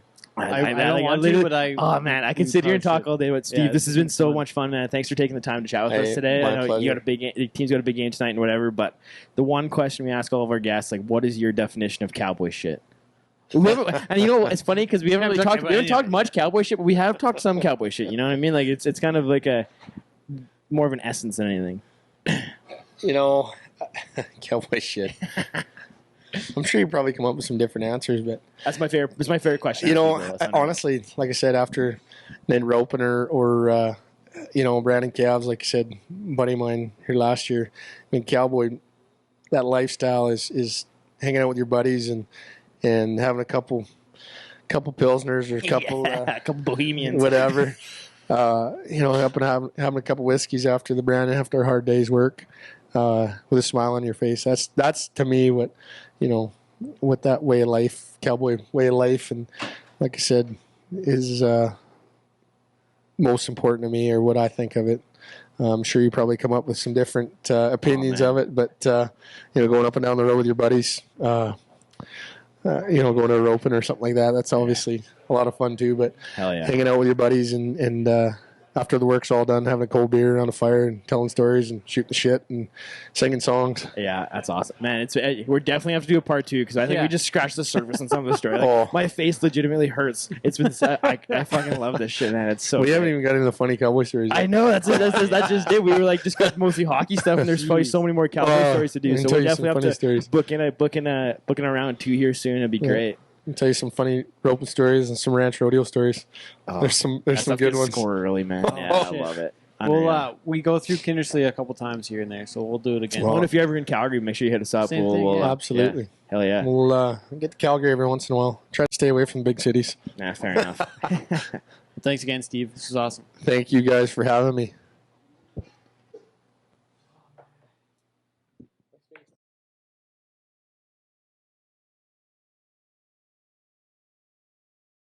All right, welcome back to Cowboy Shit. I'm Ted. He's Wacey. Thanks for tuning in, being with us this long. Wacey, this last weekend, we went on another buddy's ski trip. Yeah, on another buddy's bachelor party. Had a pretty large time in Kimberley, BC. Did a little staking out to maybe bring back the Cowboy ski race. So we'll see what that looks like. But if you want to go to the ski race, there's a few people that we did a poll. A lot of folks like the idea. I don't know how many actually would be able to make it, but just wanted to throw it out there and see what we figured. But that was kind of fun though. It was sweet, man. Heck of a weekend. First ski day of the year for me. Yeah, me too. Same for you. Yeah, it was awesome, man. Some of the best conditions I've ever had on a ski day, like +2 degrees Celsius, and the snow was awesome. The crew of the lads was an awesome group of dudes. We had a really good time on Friday night, so we're moving pretty slow in the morning, but yeah, I made it happen, man. It was sweet. Nobody got hurt. I had one pretty big wreck, which was more comical than anything, but hey, I didn't see it happen. Still here to tell the tale. We were hauling ass. It was you wiped funny. out, but you didn't even die. Man. Didn't even die, man. It was close. Good thing. That's good. Good thing. We did a thing for a long time where falling off was part of the gig, so you learn how to fall, in a sense, right? So it's true. It's very true. So yeah, it was good, man. Hopefully, I think that Kimberley be a sweet spot for the ski race too. It's a cool little town, it's a fun little community. We went to the junior B hockey game that evening after we skied, which was super fun. I love checking out some small town hockey. Yeah, it was good. It was a perfect Canadian getaway weekend. I think Kimberley would work for the ski race because of the destination aspect to it. That I think is a cool part of it. And the other side of it is the setup at the base area. So they've got like a big like open bar area and like hotels right on the hill. So we could you could come and park for the weekend and you wouldn't even have to drive again. It's a good setup for like a beverage. Festival style event. It's like a winter festival more than just a ski race. Yeah. So that's more what we want to look for, what we want to do. Yeah. With it. So I think it could really work and get the town involved and have a lot of cool shit on the go there. So, yeah, and I also think that from the ski race or from the ski day that I'm probably gonna wear those pit vipers a lot more often now. They're pretty sweet. They're just sweet, man. I'd wear that outfit more often skiing than anything else. I like just the vibes of that, you know. It's true. So it was good. Heck of a day. The other part of it though, in the evening at the hockey game, Cole Regan, we found him at the hockey game. He's wearing a competitor's hat. So we knew he did not like that. Yeah, so we knew he must be close to, if not a fringe fan, might know about cowboy shit. So we gave him the buckle I was wearing. I know one of our new Montana cowboy shit buckles. He was pretty pumped. We flagged him down. So had a little conversation with him. Got his head straight. That was pretty sweet. But that was awesome, man. It's cool. Good weekend there. But Wacey, you had a couple questions you wanted to pose. So there's a couple things that I was talking about this with some people at work, and it's like the different tiers of pizza. So yeah, like one of those things where you have like everybody kind of has like their go-to chain that they always get. Then you kind of have like your greasy one when you're hungover and you just want some greasy pizza. That's your kind of your middle tier. Then you have your top tier, like super fancy style pizza, like the traditional Italian, like made in a fire oven pizza. So I wanted to ask you, Ted, what are your pizza tiers? Okay, so top tier pizza is the pizza that Storm makes. That's the best stuff. You can compare that with like paint me a picture, man. Pepperoni and cheese and some nice just basic pepperoni cheese and a little bit of pizza sauce. Just easy. Nice. Homemade dough. So good. Then you got like the high level pizza, then you got like Una, where it's like they put maple syrup on it. It's flat. Una would not be a tier 2 pizza. No, top tier, dude. Listen to me. Okay. Listen to what words I'm saying. Top tier. Okay, man. Okay. Storm's Pizza, Una. It's nice pizza. Okay. Okay, but you got you only syrup. I'm giving you 2 tiers. I'm giving you 1 tier, and then I'm gonna go to the next one. Give me a break here. Just listen. You can only pick one per tier, bro. You never said that. You just said 3 tiers of pizza. You didn't say what the dimensions of the tiers are. Go ahead, man. 2 top tier pizzas. Middle tier. So Una and Storm, top tiers. But what I was trying to get at is that at Una you have like arugula, you got like maple syrup, you got like a lot of fun shit on the pizza. The belt liner at Una is very good. It's a very good pizza. The belt liner. So what's on the belt liner? It's like cheese, sausage, and I think some maple syrup. It's on the maple syrup pizza. It's very good. Having maple syrup on on pizza was a fucking game changer the first time. The cheese and the syrup, it's a very nice combination. Yeah, it's very nice. What is that? Sweet and salty? Sweet and savory, you could even say. Savory. Okay, then after that, there's like a couple, like I guess middle level pizza would be like I don't know, like the Chicago deep dish place by the house or like something like that. But like I don't order pizza at the house now because Storm makes pizza, so I don't do that as much. But if we're at an event, it would be like the middle tier would be kind of like that greasy pizza chain, and then lower tier it has to be like Little Caesars. It's like 1 or 2 ingredients off of plastic almost and cardboard. Basically, like cardboard with some cheese sprinkled on. That's Little Caesars. My like bottom tier pizza is Domino's. Domino's is a solid like chain pizza. Like you get a consistent product every time. The sauce is good. Big fan. That's your bottom tier. Mm-hmm. Okay, what's that's like a chain? There's a little pizza shop in Calgary called Bonacera it's not a pizza shop, but it's like a Greek restaurant, but it's like a really good like dive bar Greek style pizza, super greasy, really good sauce. Big fan of it. Okay. And then my top tier is Una because it's. Oh, you're just mad because I said Una 2 and Rector. No, you pick like the intention was 1 per category, but yeah, that's cool, man. Okay, your world. I'm just living in it, eh? Hey, well, I didn't know the rules, so didn't get them. You had another question though. So the other question is, tell us your pizza places, folks. Tell me if I'm way off on Little Caesars because I got to be in a real jam to go to Little Caesars, but I saw Jesse Byrne eat a lot of Little Caesars, so. You know, people have one thing that those places get right though is like the cheese bread and like the crazy sticks and stuff. Like they don't fuck that shit up. Like it's really it's always kind of thing, it's always good, man. I love Pizza Hut too. Pizza's a good spot. So my other question is, what rodeo event could you start right now and make an amateur finals in 1 year, and it can't be bull riding? Well, I think one that it would be bareback riding because all you got to do is stay on and you'd probably make the finals. I would never want to do that shit. I know. I didn't Especially say I would at the amateur level. You didn't say if I wanted to do it. You just said what I could make the finals in, man. Language. You just said what I could make the finals in. Bareback riding, boom, stay on one, done. Not that I want to do that, but you'd have to get your rodeo count. You have to get a rodeo count to go. You can't just stay on one and go. Yeah, you do. Yes, they do, man. To make the CCA finals, you have to go to 12 rodeos. You didn't say CCA. Yeah. What about FCA? That's right. Well, same with the FCA. You have to go to 7 rodeos to make the FCA finals. You have to go to a minimum amount of rodeos.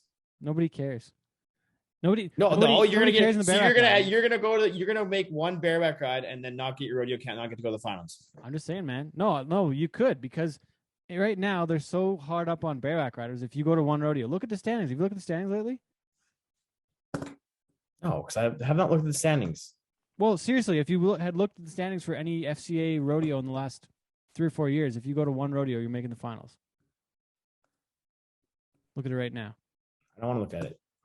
You don't want it because I'm going to be right. No, because when I last went to amateur rodeos in 2014, there's a rodeo. That was 7 years ago, Wacey. Things have changed, man. Well, fuck, man. Okay, cool. Congrats on making the finals. You said 2022. But then you're gonna go get on. Then you're gonna go to the finals and get on 3 horses. You didn't say I had to compete. You said what one do I make? Oh my god, you're ruining the question. Okay, but if I was actually gonna do it, what is the more important goal? Is it making the finals, or is it winning money, or like what is the point of your question? Because if it was, it's like getting good. It's getting good enough to compete at a finals. You have 1 year to get good at an event to make a finals. You got to phrase the question differently. Well, no, I just said I assume that you would say. You can't assume anything, man. You can't assume anything. Man. Okay. So congrats on making the bareback riding finals at the FCA, bud. Good for you. That was the question you asked. I answered it. Cool. I had nothing else to say. Oh dear. If breakaway roping was that's a tough event. That wouldn't work. I want to say roping, but I can't rope good, so it'd have to be bareback riding if I'm going to make the finals. Because I could hang and rattle probably in the bareback riding. Unfortunately, that's where we're at right now. But what would you do, Wacey? I know you want me to ask you the question. Which event? Which event would you want to get good at? And I could do it in the team rope. I could do it in the team rope. You think so, man? Team roping is not. I know I could, man. Huh? Team roping is not an easy event, though. I've won money in the team roping before at rodeos. Which rodeos? Verdun, Manitoba, Tisdale, Saskatchewan. I think I pulled the check in Battleford. What was your We time? were 6-5 in Verdun, and then That's we a good were time. 6-6 in Tisdale. That could I can't remember win. where we were in North Battleford. That could win a rodeo or two. I've teamed up lots back over the years, my friend. So you could do it. I know I could do it. Just have to put the time in, but it's expensive, so I really wouldn't want to do it. You don't want to do it either. I would like to do it, but I just like to have a horse, pull it down the road, have a truck and a trailer. It's a lot of money. That's true. Mm-hmm. That is and you true. gotta find a partner. And you gotta find a partner. It'd be fun That's though. the thing with bareback riding, you need some different spurs than bull riding, and you need a rigging. I just would not want not a single ounce of my being wants to get on a fucking bareback horse. I'm with you, and like probably I shouldn't say probably, but well, no, if you go to like a few rodeos, you're probably gonna get on one that like goes really fast and runs really fast. Especially at that level. Probably gonna be fucking. It's not gonna be a good time. No, actually, you know which one I think I could make it in, Wacey? Which event? Say it. Pee Wee barrel racing. Actually, you know what? I don't think you could. I honestly don't think you could. Really and truly. Some of those little kids, man, are handier than most adults. Yeah, but you only gotta be top 6. I could beat at least 5 others. Man, I don't know. I haven't seen you ride a horse very much. Oh dear. I don't know. That's one thing we got to do. We got to have a barrel racing match. Well, don't we already have one of those coming up somewhere? I don't know. Do we? I thought we had something coming up with. I talked about the idea the one day on our way to Saskatoon, but okay. We got to actually make it happen. Okay. Mm-hmm. All right. Okay. Well, you got anything else for the show, or should we wrap it up? That's all. That's it, man. There's a lot of good to check There's out. a lot of conflict on this show. There was a lot of conflict. Good thing we weren't together because we might have fucking brawled. Might have been a full. I'm cranky. I had a fucking terrible sleep last night. I'm just cranky. Are you hangry too? It's 6:30. I'm starving, man. Okay, that's the worst part about living alone. Now I want to talk about this. Living alone, living alone is fuck. Like I love it. Like I've really grown to like love being in my own space and all that kind of stuff. Being able to do whatever I want, but it fucking sucks also because I have to do the laundry. I have to clean up after myself. I have to cook dinner. I have to do the dishes. I have to. You got to be a lot more efficient with your time, eh? Like you got to really plan. Well, but I can only, I'm as efficient as I can be at this point, right? Like I was just at the office for 8 hours and I got to come here and jump on the phone for an hour and a half. And then I got to make dinner right after work. And then by that time it's fucking 8:00. And do you really want to be cleaning the house and doing laundry at 8:00 at night when you haven't really had any chance to unwind or hang out? What did you do yesterday when you got home at 3 p.m.? I unpacked my bags. I worked on a couple things, made a TikTok. I did some research and then I napped because I was very tired. So it's one of those things where you got to be able to like take the time, but it's just, I'm just complaining because I'm jealous of people who have somebody to help them out with all that shit. That's and true. I don't. And it sucks. So well, you got Jeff. If you want to date me, hit me up. Wait, you got Jeff. You could just throw all your laundry in the dry cleaning by Dave bag and just call it good. Yeah, but that cost me like a bunch of money. Yeah, but what is worth more, your time or your money? Well, if I had more money, my time would my I don't have. That's the thing is I don't have any fucking money either. So that's another thing. I don't have any time. I don't have any fucking money. Don't have any jobs. My pets' heads are falling off. I have a job that doesn't pay me very much money. So oh fuck. That's my first world problems for that was a good rant. That was a good rant. It sucks, dude. But it's one of those things. It sucks, but it's also awesome because I can just like you can live in your filth if you have to. But don't you have a dishwasher? Yeah, like I have things like I have laundry machine here and I have a dishwasher and stuff, but it's a lot of time, it's